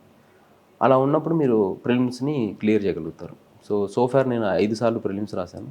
సో 5 సార్లు ప్రిలిమ్స్లో నాకు జనరల్ స్టడీస్లో 100 మార్క్స్ పైనే వచ్చాయి. సో 23లో డిఫికల్ట్ పేపర్ అది, కట్ ఆఫ్ అనేది చాలా డ్రాప్ అయిపోయింది 78కి. But I scored 30 marks more than that. అలా చాలా ఎఫిషియెంట్గా నేను ప్రిలిమినరీలో జనరల్ స్టడీస్ని ట్యాకిల్ చేయడం జరుగుతుంది. అండ్ 2 టైమ్స్ నాకు నా నెగ్లిజెన్స్ వల్ల సీసాట్ని ఫెయిల్ అవ్వడం జరిగింది. ఒకసారి 1 మార్కు, ఇంకొకసారి హ్యూజ్ మార్జిన్తోనే నేను మిస్ అవడం అనేటువంటి జరిగింది. అయితే ఈ ఆస్పెక్ట్లో మీరు ఏం చేయాలంటే first basic books and standard బుక్స్ని చదువుకోవాలి. వాటి నుంచి షార్ట్ నోట్స్ తయారు చేసుకోవాలి. చేసుకున్న తర్వాత ప్రీవియస్ ఇయర్ క్వశ్చన్స్ని సాల్వ్ చేసి మల్టిపుల్ రివిజన్స్ ఇవ్వాలన్నమాట. మల్టిపుల్ రివిజన్స్ వల్ల మీకు ఇన్ఫర్మేషన్ అనేటువంటి తెలుస్తుంది. ఇంకొకటి ఏంటంటే ఇక్కడ మీరు ఈ ఎగ్జామ్ని జస్ట్ నాలెడ్జ్ని గుర్తుపెట్టుకొని ఎగ్జామ్ పాస్ అయిపోవాలి అనే పర్స్పెక్టివ్తో చదివితే you are bound to fail. You have to make knowledge as a part of your life. So ఇప్పుడు మనల్ని నా పేరు ఉదయ్ అనుకోండి, మీ పేరు అండ్ లుంబిని. యా, మిమ్మల్ని ఎవరన్నా లుంబిని అని పిలిచినప్పుడు క్రౌడ్లో ఉన్నప్పుడు మీరు ఆటోమేటిక్గా వెనక్కి తిరుగుతారు, అవునా? So that is innate nature of you and reflex, because ఆ కాన్షియస్నెస్ అలా ఫిక్స్ అయిపోయింది మీకు మైండ్లో. ఇప్పుడు ఆర్టికల్ 21 ఉంటుంది సో ఆఫ్ ఇండియన్ కాన్స్టిట్యూషన్, అది చాలా ఇంపార్టెంట్. సో అండ్ ఆర్టికల్ 32 ఉంటుంది, సో ఆర్టికల్ 20, ఇటువంటి వాటన్నిటిని మనం లైఫ్ స్టైల్లో పార్ట్ చేసేసుకోవాలి. అంటే మనం ఏదో గుర్తుపెట్టుకోవాలి నాలెడ్జ్ ఇటువంటిది కాదు, మీరు లైఫ్ స్టైల్లో పార్ట్ చేసుకోవాలి. సో అండ్ నార్త్ ఇండియాలోకి మీరు ఢిల్లీలోకి ఎంటర్ అయ్యాలి, మీకు ఆటోమేటిక్గా అక్కడ వెదర్ గురించి తెలిసిపోవాలి. సో మనం ట్రాపిక్ ఆఫ్ క్యాన్సర్కి పైన ఉన్నాము, సో ఇక్కడ ఇన్సులేషన్ తక్కువ ఉంటుంది అండ్ టెంపరేచర్ కొంచెం తక్కువ ఉంటుంది, ఈ టైంలో ఎట్లా ఉంటుంది, ఈ టైం ఇంకా అది మీకు చాలా ఇన్నేట్గా మీ లైఫ్ స్టైల్లో ఉండిపోవాలి. అలా ప్రిపేర్ అవ్వాలి మీరు. సో అది ఎప్పుడు వస్తుందంటే కాన్సెప్చువల్గా మీరు క్లియర్ ఉన్నప్పుడు అండ్ మల్టిపుల్ రివ్యూస్ చేసినప్పుడు మీకు అది సబ్జెక్ట్ అనేటువంటిది అంతగా ఇన్గ్రెయిన్ అయిపోతుంది మీకు మీ పార్ట్ ఆఫ్ లైఫ్లో. అలా చేయాలి ప్రిలిమినరీ. తర్వాత ఎక్కువ ఎంసీక్యూస్ సాల్వ్ చేసి ఎక్కువ ఎర్రర్స్ చేస్తే మీరు అంత బ్లెస్సింగ్ ఫీల్ అవ్వాలి ఎప్పుడు మార్క్ టెస్ట్లో. దానివల్ల మీకు కాన్సెప్చువల్ క్లారిటీ పెరుగుతుంది. సో ఎవ్రీ టైం నేను ఒక 100 మార్క్స్ చేయటం అనేటువంటి జరుగుతుంది. తర్వాత when it comes to main స్టేజ్లో మీకు ఆల్రెడీ కాన్సెప్చువల్ క్లారిటీ చెప్పాను, ఓకేనా, క్లారిటీ ఆఫ్ థాట్ చెప్పాను. అయితే మెయిన్స్లో క్వశ్చన్స్ కొన్ని అనలిటికల్గా వస్తాయి. There are 62 types of questions: elucidate, evaluate, critically examine, enumerate, argue with suitable examples, justify, ఇటువంటి క్వశ్చన్స్ వస్తాయి. సో వాటిని ఏ క్వశ్చన్ వస్తే ఎలా రాయాలని తెలియాలి. సో అది నాకు ఆటోమేటిక్గా నేను ప్రీవియస్ రీసెర్చ్ చేయడము అండ్ వీటన్నిటిని చేయడం వల్ల నాకు ఈజీగా అయింది. అలా మీకు ఏ క్వశ్చన్ ఎలా ట్యాకిల్ చేయాలని తెలియాలి. ఆల్రెడీ నేర్చుకుంటున్న ఇన్ఫర్మేషనే ఉంటుంది. సో ప్రిలిమ్స్కి మెయిన్స్కి అదే నేర్చుకున్న ఇన్ఫర్మేషనే ఉంటుంది, కానీ దాన్ని ప్రాసెస్ చేయడంలో ప్రజెంటేషన్లో డిఫరెన్స్.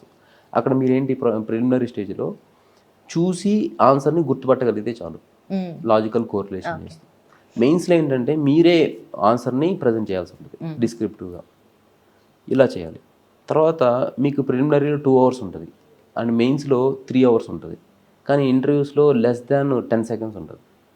అదే ఇన్ఫర్మేషన్ని యూజ్ చేసి మీరు మీ థాట్ ప్రాసెస్ ఏంటి, మీ పర్సనాలిటీ ఏంటని రిఫ్లెక్ట్ చేయించాలి ఇంటర్వ్యూలో. ఇలా నాలెడ్జ్ అనేటువంటిది బేస్ మీదనే మిగతా ప్రిలిమ్స్, మెయిన్స్, ఇంటర్వ్యూ అనేటువంటి దాన్ని మనం ప్లే చేయాల్సి ఉంటుంది. సో ఇలా డిఫరెంట్ స్టేజెస్కి different types of preparation is very essential. So generally English medium backdrop నుండి వచ్చిన వాళ్ళకైతే ఇవన్నీ కొంచెం లాంగ్వేజ్ గురించి మళ్ళీ ఒకసారి ఆలోచించకుండా వాళ్ళకి సబ్జెక్ట్లో డైరెక్ట్గా వెళ్ళిపోవచ్చు. బట్ మీరు తెలుగు మీడియం బ్యాక్డ్రాప్ నుండి వచ్చారు కదా, సో ఇది మీకు ఇంకా టఫ్ అయి ఉండొచ్చు కదా. So what did you deal? Actually సొసైటీలో ఉన్న పర్సెప్షన్ ఏంటంటే your cognitive abilities or intelligence is justified on the basis of language. So language is just a medium of expression అంతే. So in fact I did my BA English literature, నా graduation BA English literature. So నాకు origin of English దగ్గర నుంచి so contemporary poetry and literary styles వరకు నాకు తెలుసు.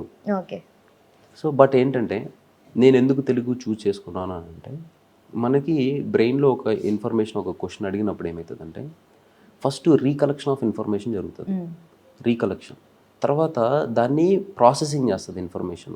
So ఆ information question అడిగిన దాని డిమాండ్ పడ్డట్టు క్రిటికల్లీ ఎగ్జామినా, ఎవాల్యుయేటా, ఎక్స్ప్లెయిన్ దానికి తగ్గట్టు మన ఇన్ఫర్మేషన్ ప్రాసెస్ అవుతుంది. ఓకే.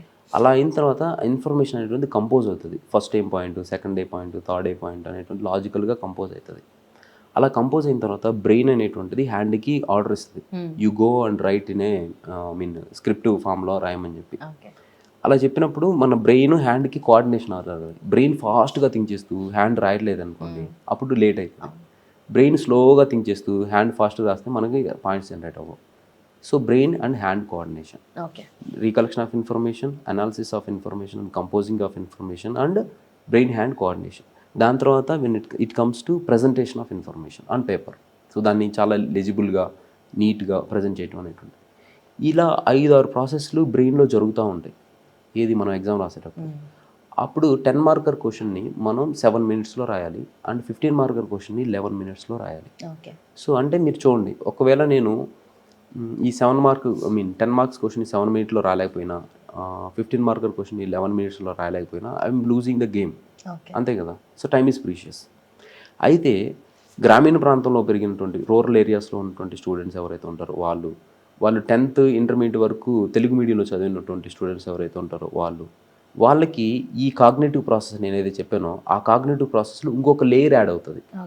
ఏమిటి ఆ లేయర్ అంటే, ఫస్ట్ వాళ్ళు రీకలెక్షన్ చేస్తారు ఇన్ఫర్మేషన్, అనాలిసిస్ చేస్తారు అండ్ ప్రాసెస్ కంపోజ్ చేస్తారు ఆన్సర్ని, ఇన్ఫర్మేషన్ చేసి బ్రెయిన్ హ్యాండ్ కోఆర్డినేషన్, అంటే బ్రెయిన్ ఆర్డర్ ఇస్తుంది కదా, you go and right this one అని.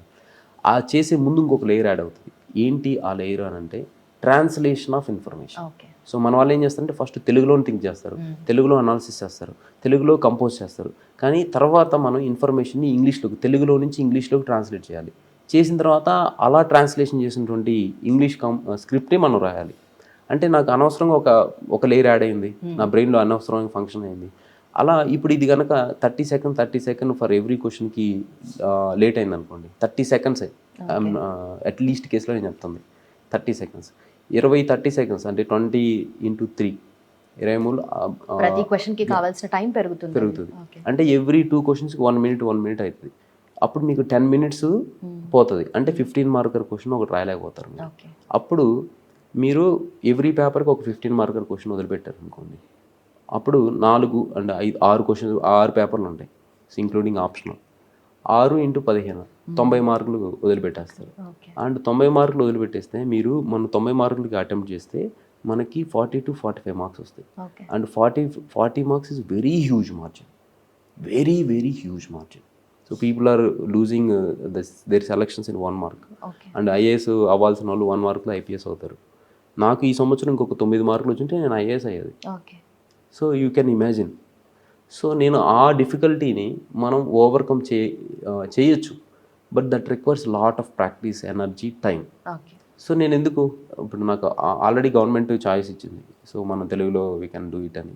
సో ఎందుకు నేను అనవసరంగా ఎక్స్ట్రా ఎఫర్ట్స్ ఎందుకు తీసుకోవాలి?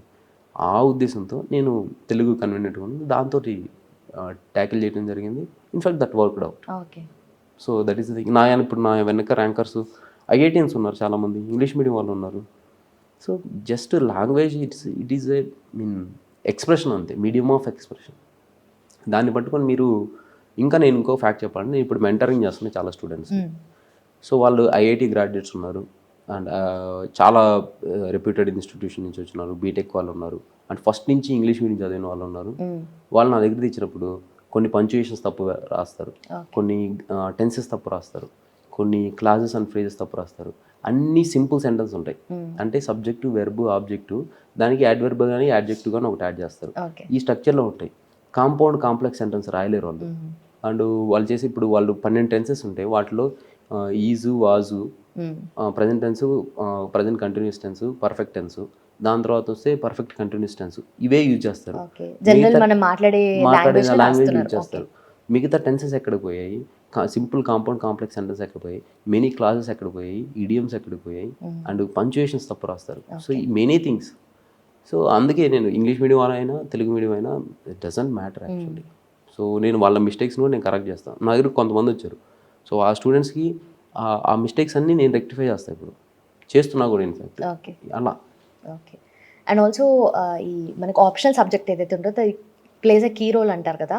సో మీరు పిఎస్ఐఆర్ చూస్ చేసుకున్నారు, అండ్ ఆన్ వాట్ బేసిస్ ఇది చూస్ చేసుకుంటారు sir generally optional subject? So బేసిక్గా నేను ఎలా చూస్ చేసుకున్నాను అంటే, నాకు ఫస్ట్ నుంచి పిఎస్ఐఆర్ మీద ఇంట్రెస్ట్ ఉంది. సో నేను డబుల్ పీజీ చేయటం అనేటువంటి జరిగింది IGNOU open university and Ambedkar open university నుంచి. దట్ టు మోర్లీ పాలిటిక్స్ అంటే నాకు చాలా ఇంట్రెస్ట్. ద పొలిటికల్ థియరీస్ కావచ్చు, ద సివిలైజేషన్ వాల్యూస్ కావచ్చు, లేకుంటే కాన్సెప్ట్స్ కావచ్చు, and parties and their fight కావచ్చు, so many things. So first నాకు చాలా ఇంట్రెస్ట్ దాన్ని, అదొకటి. రెండోది మెటీరియల్ అవైలబిలిటీ, మూడోది స్కోరింగ్, సో నాలుగోది లాంగ్వేజ్ ఆర్టికులేషన్ స్కిల్స్. లాంగ్వేజ్ మీకు తెలియటం వేరే, మీ ఆర్టికులేషన్ని చాలా కన్వీనియంట్గా మెయింటైన్ చేయడం వేరే. సో అది ఆ ఆర్టికులేషన్ స్కిల్ అనేటువంటిది. So political science, sociology and public administration, ఈ ఆప్షన్స్ ఏవైతే ఉన్నాయో వాటికి లాంగ్వేజ్ ఆర్టికులేషన్ స్కిల్ అనేటువంటి చాలా ఇంపార్టెంట్. సో మనం చెప్పేది కూడా ఆ థియరిటికల్ ఫ్రేమ్వర్క్లో చెప్పాల్సి ఉంటుంది వాళ్ళకి, అండ్ దట్ ఈస్ వ్యాక్యూమ్లో నుంచి మనం చెప్పాలి. ఇప్పుడు మనం ఫిజిక్స్, సైన్స్ లేకపోతే అదర్ సైన్సెస్ అనుకోండి, అవేంటంటే మనకి వర్చువల్గా ఎక్కువ ఉండదు. సో ఇప్పుడు ఫిజిక్స్ అంటే మనకి ఫార్ములాస్ ఉంటాయి, వాటిని ఎక్స్ప్లెయిన్ చేయొచ్చు, ఒక ఫిజికల్ ఫీచర్స్. బట్ జస్టిస్ అంటే, అసలు జస్టిస్ అంటే ఏంటి, దట్ వ్యాక్యూమ్లో నుంచి మనం డెరైవ్ చేయాలి. సో అలా మనం ఆర్టికులేషన్ స్కిల్స్ అనేటువంటి ఇంపార్టెంట్. ఇవన్నీ బేసిస్ మీద పెట్టుకొని మనం UPSC every year annual report ఇస్తుంది. సో ఏ ఆప్షన్లో సక్సెస్ రేట్ ఎక్కువ ఉంది ఏంటి అనేటువంటిది, దాన్ని పెట్టుకొని మనం ఇచ్చేయాల్సి ఉంటుంది, ఆప్షన్ సెలెక్ట్ చేయాల్సి. సో మీరు ప్రిపేర్ అవుతున్న స్టేజ్లో మీ చుట్టూ ఉన్న జనాలు మేబీ డిఫరెంట్గా బిహేవ్ చేస్తారు, అండ్ వన్స్ ఒక్కసారి విక్టరీ అయిన తర్వాత ఇంకొకలా బిహేవ్ చేస్తూ ఉంటారు. ఆ ఎడ్జ్ అనేది కనిపిస్తూ ఉంటుంది కదా, సో మీరు అది నోటీస్ చేశారా? సో మంచి క్వశ్చన్ అడిగారు మీరు. ఇది యాక్చువల్గా నాకేంటంటే ఈ ఎక్స్పీరియన్స్ అయింది. సో నాకు ర్యాంక్ వచ్చినప్పుడు, ర్యాంక్ రానప్పుడు బిహేవియర్ చేంజ్ అనేటువంటిది, people how they treat me అనేటువంటిది నేను అబ్జర్వ్ చేయడం జరిగింది. సో వాటిలో ఏంటంటే ఇప్పుడు కొంతమంది ఫ్రెండ్స్ ఉంటారు, సో వాళ్ళు ఏంటంటే ఇంకొంచెం పొలైట్గా మాట్లాడటం స్టార్ట్ చేశారు ఒకటి. And they are giving more value to my words అనమాట. అంతకుముందు వరకు నేను ఏదైనా చెప్పాను అనుకోండి, they are not caring actually. So ఇప్పుడు నేను చెప్తున్నప్పుడు వాళ్ళ కెరీర్ గురించి కావచ్చు, వాళ్ళ గురించి కావచ్చు అన్నారు. అంతేందుకు మా తమ్ముడే ఉన్నారు, సో ఆయనకి నేను ఎన్ని చెప్పినా ప్రాపర్గా వినేవాడు కాదు. After getting rank and he's thinking, okay మా అన్న చెప్తుంది రైటే కదా అన్నట్టు. ఇలా ఒకటి జరిగింది. రెండోది ఏంటంటే నా పర్సెప్షన్, నాకు ఇంకోటి జరిగింది. నేను కానిస్టేబుల్గా ఉన్నప్పుడు, సో నేను కానిస్టేబుల్గా ఉన్నప్పుడు డిస్టిక్లో ఒక గ్రీవెన్స్ కోసంగా నేను ఎస్పీ గారిని కలవటానికి వెళ్ళటం అనేటువంటి జరిగింది. అప్పుడు ఏంటంటే బేసికల్లీ అక్కడ క్యాంప్ క్లర్క్స్ ఉంటారు అండ్ ఎస్బీ ఇన్స్పెక్టర్స్ వాళ్ళందరూ ఉంటారు అనమాట. అయితే అప్పుడు నన్ను కలవనివ్వాల యాక్చువల్ బేసికలీ. సో వాళ్ళ బిజీ కావచ్చు ఒకటి. రెండోది అంటే కొంచెం ఒక నెగ్లిజెన్స్ ఉంటుంది, so importance, priority and all. So ఇప్పుడు ఎవరైతే అట్లా నెగ్లిజెన్స్గా గురయ్యానో, సేమ్ అదే పొజిషన్లో ఉన్నటువంటి అక్కడ ఉన్నటువంటి ఎస్బీ ఇన్స్పెక్టర్స్ వాళ్ళు నాకు ర్యాంక్ వచ్చిన తర్వాత నాకే సెల్యూట్ చేసి ఎస్పీ గారిని కలిపియడానికి తీసుకెళ్ళడం జరిగింది. సో అప్పుడు నేను రియలైజ్ అయ్యాను, సో ఇండివిజువల్ కంటే కూడా ఇండివిజువల్ హోల్డ్ చేస్తున్న పొజిషన్స్కి ఇంపార్టెన్స్ ఉంది. బట్ ఇది తప్పదు కొన్ని పోలీసు హైరార్కీలో అండాలి. బట్ హ్యూమన్ అప్రోచ్ అనేటువంటిది ఉంటే అటువంటి డిసడ్వాంటేజెస్ ఉండకూడదు. బేసిక్ లోయర్గా గ్రాస్ రూట్లో ఉన్నటువంటి స్టాఫ్ వాళ్ళ బాస్ని కలిసి చెప్పుకోవడానికి మధ్యలో ఉన్నటువంటి ఇంటర్ఫేస్ని తప్పించి డైరెక్ట్ ఇంటర్ఫేస్ కనుక ఇవ్వగలిగితే బాగుంటుంది అనిపించింది నాకు అప్పుడు.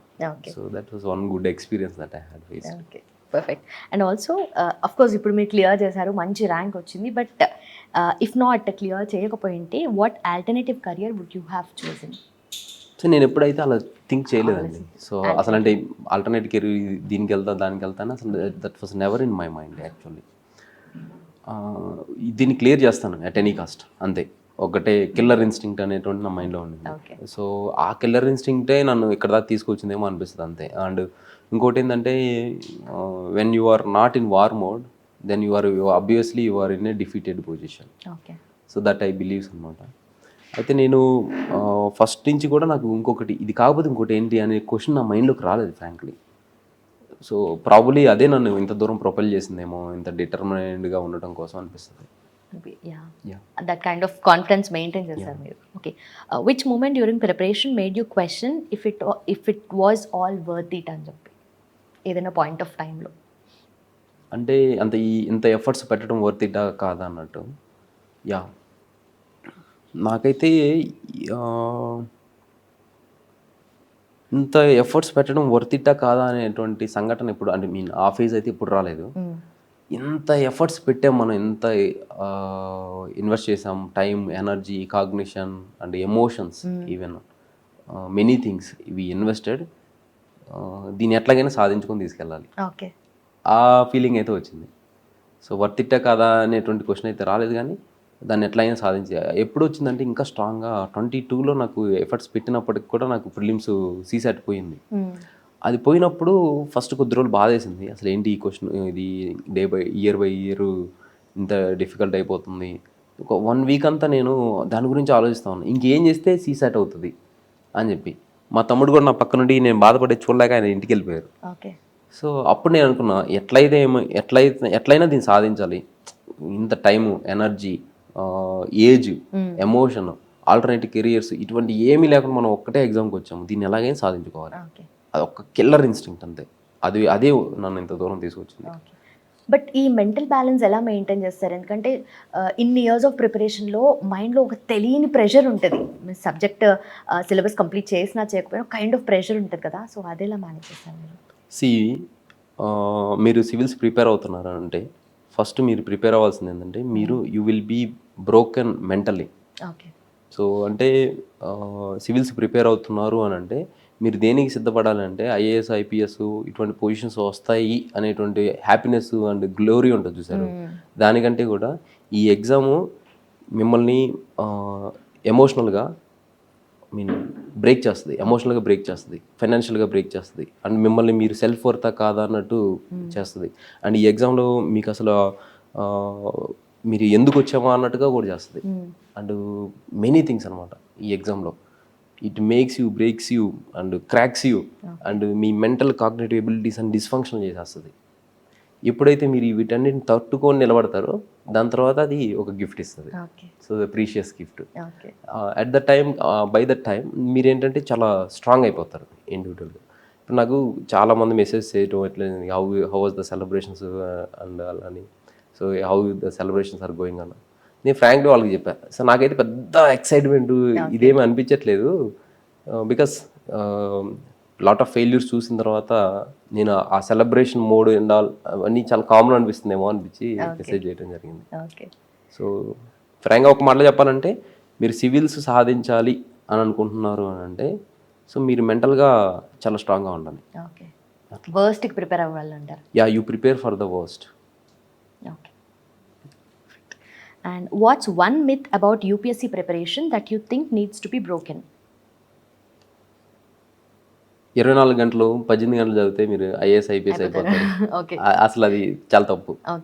ఒకటి అది that needs to be broken. And also ఒక పర్సెప్షన్ ఉంటుంది కదా, యూపీఎస్సీ రాయాలి, సివిల్స్ రాయాలి అనుకుంటే, సివిల్స్ ర్యాంక్ రావాలి అనుకుంటే you need to know everything under the sun అని చెప్పేసి ఆ పర్సెప్షన్ ఉంటుంది. అది ఎంతవరకు రైట్, ఎంతవరకు రాంగ్?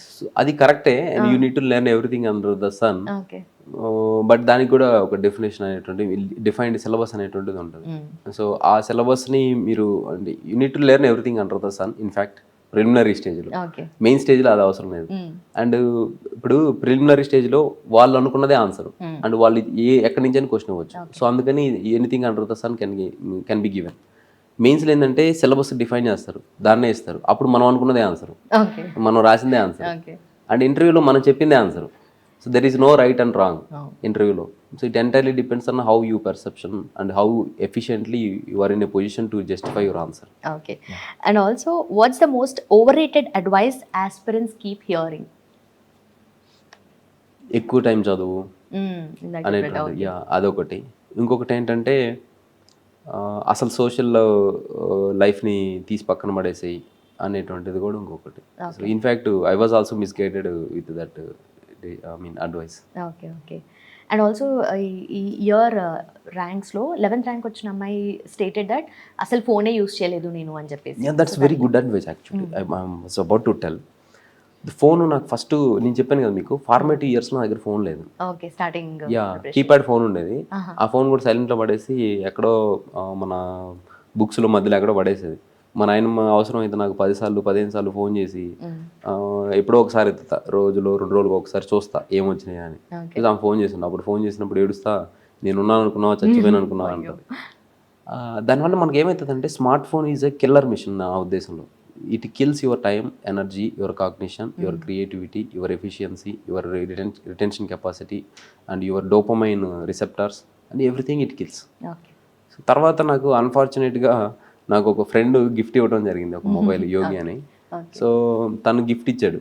అండ్ తర్వాత ఏమైందంటే ఈ ఆన్లైన్ ట్రాన్సాక్షన్స్, ర్యాపిడో, ఇవి జర్నీస్ అండ్ కొన్ని టికెట్ బుక్ చేసుకోవడాలు, సో ఫుడ్ ఆర్డర్స్, పేమెంట్స్, అందుకే నేను మొబైల్ని నెసెసరీ ఈవిల్ అంటున్నా. సో నెసెసరీ ఈవిల్, దాన్ని ఆ ఈవిల్ని కట్ ఆఫ్ చేయాలి. ఇప్పుడు మనకి మన దగ్గర రాక్షసుడు ఉంటే సీసాలో పెట్టి బంధిస్తాం కదా, సో అలా ఈ సివిల్స్ ప్రిపరేషన్ అంటే లాస్ట్ ఇయర్ అటెంప్ట్, అంత ముందు ఇయర్ అటెంప్ట్, నాకు ఎగ్జామ్స్ నియర్ అయ్యే ముందు ఒక 2 months ముందు దాన్ని లాకర్లో పెట్టేస్తాం. సో కీప్యాడ్ ఫోన్ ఒకటి తీసుకొని దాంట్లో సిమ్ వేసుకుంటా. That's very genuine advice that I want to give to the aspirant. If you want to crack the civil service, you dump your smart phone అంతే. హ్యావ్ ల్యాప్టాప్ అండ్ దాని నుంచి నేర్చుకోండి. ఎంత irony ఏంటంటే ఇన్స్టాగ్రామ్ పెట్టుకొని ఇన్స్టాగ్రామ్లో motivation videos చూస్తూ time waste చేస్తారు. టైం వేస్ట్ చేయకూడదు అనేటువంటి రీల్స్ చూస్తూ టైం వేస్ట్ చేస్తారు. So that is the irony of. కొంతమంది దానికి ఇచ్చే రీజనింగ్ ఏంటంటే దాంట్లో కూడా అప్డేట్స్ వస్తాయి కదా, అప్డేట్ అవుతుంది. That is also one another argument. అయితే మీకు మొబైల్ ఉన్నటువంటి దానివల్ల మీకు అప్డేట్స్, లెర్నింగ్ ఉంటుంది. అది ఆ లెర్నింగ్ అనేటువంటి 10 to 15% ఉందనుకోండి, దానివల్ల ఈ distraction 85%. So that is why I'm advising not to have mobile phone, you just adopt laptop. Okay, perfect. And one personal habit that you think gave an edge over others? మీకు సెల్ఫ్గా నాకు ఎట్లా ఉంటుందంటే సబ్జెక్ట్ని కంప్లీట్గా నేర్చుకోవాలి and I will invest another mile అనమాట. So ఒక మెటీరియల్ దగ్గర ఉందనుకోండి, సో వాళ్ళు ఆ మెటీరియల్ని లిమిటెడ్గా చేసుకుంటూ ఉంటాం, చేయటం జరుగుతుంది. నేనేం చేస్తాను అంటే మెటీరియల్ని ఉంచుకుంటా, అది బేస్ మెటీరియల్, దానికి కొంచెం వాల్యూ అడిషన్స్ అనేటువంటివి చేస్తాను. సో అదొకటి. ఇంకోటి ఏంటంటే గట్ ఫీలింగ్. ప్రిలిమ్స్లో గట్ ఫీలింగ్ అనేటువంటి చాలా ఇంపార్టెంట్. అందరు క్వశ్చన్స్ని ఆన్సర్ అంటే షివర్ అవుతుంటారు. బట్ నేను కంఫర్టబుల్గా గట్ ఫీలింగ్ తోటి నా ఇంట్యూషన్ని ఫాలో అయిపోతాను. సో ఆ గట్ ఫీలింగ్ వల్ల నాకు ప్రిలిమ్స్లో ఎవ్రీ టైం 100 marks పైన వస్తాయి. Nice. And if you had just 6 months to prepare from scratch, how would you approach it differently? 6 months ఒకటి నాకు ఈ ఎగ్జామ్ డిమాండ్ తెలిస్తే ఒక విధంగా అప్రోచ్ అవుతా, డిమాండ్ తెలియనప్పుడు ఒక విధంగా అప్రోచ్ అవుతా. But in fact to tell you frankly 6 monthsలో అయితే ఎగ్జామ్ క్లియర్ అవ్వదు. But since you are asked the hypothetical question and pressing the if question, so I will answer. ఒకటి ఏంటంటే మీకు ఈ ఎగ్జామ్ డిమాండ్ అర్థమైంది అనుకోండి, you take basic notes, basic NCERTs and standard books, you make proper short notes.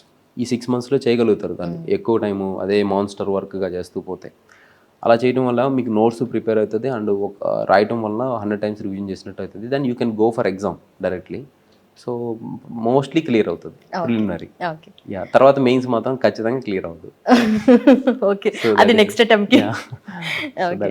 And also UPSC సిలబస్లో కూడా multiple changes జరిగాయి and also examination ప్యాటర్న్లో కూడా చాలాసార్లు చేంజెస్ అవ్వాలి అని చెప్పేసి, ఒకసారి సీసాట్ ఉంచాలి అని, సీసాట్ తీసేస్తారు అని కూడా వచ్చింది. అండ్ ఆల్సో ఆప్షనల్ సబ్జెక్ట్లో కూడా దాని గురించి చేంజెస్ అవుతాయి కదా. So if given a chance మీరు ఎలాంటి చేంజ్ ఏదైనా చేయాలి అనుకుంటే what would it be? Good question అండి. యాక్చువల్లీ సో నేనేం చేస్తానంటే చేంజెస్ అనేటువంటి తీసుకొస్తే ప్రిలిమినరీని 100 questions కాకుండా 300 questions పెడతాను. 300 questions. దానివల్ల ఏమవుతుంది, జస్ట్ ఒక 100 questions ఎక్కడి నుంచో ర్యాండమ్గా తీసి మీరు ఒక పిల్లవాడి నాలెడ్జ్ స్పెక్ట్రాన్ని మీరు మెజర్ చేయడం కరెక్ట్ వే కాదు నా ఉద్దేశంలో. 300 questions ఇస్తే ఇప్పుడు మీకు ఒక క్వశ్చన్ తెలియకపోయినా ఇంకో క్వశ్చన్ తెలుస్తుంది. అండ్ ప్రాపర్గా ఎక్కువ నాలెడ్జ్ ఉన్న వాళ్ళు ఆ స్పెక్ట్రంలో చేయడం జరుగుతుంది. ఇప్పుడు ఒక 100 questions ఇస్తారు, అండ్ ఎవ్రీ చాప్టర్ నుంచి ఎవ్రీ సబ్జెక్ట్ నుంచి 15 questions వస్తాయి. సో ఒక 15 questions తోటి మీరు ఎంటైర్ నాలెడ్జ్ని జడ్జ్ చేయలేరు. ఒకటి దానివల్ల చాలామంది కట్ ఆఫ్లో 1/2 mark 1 markతో పోతూ ఉంటారు. ఒకటి దాని తర్వాత మెయిన్స్లోకి వస్తే ఆప్షనల్ తీసేస్తాను నేను. So that is giving undue advantage.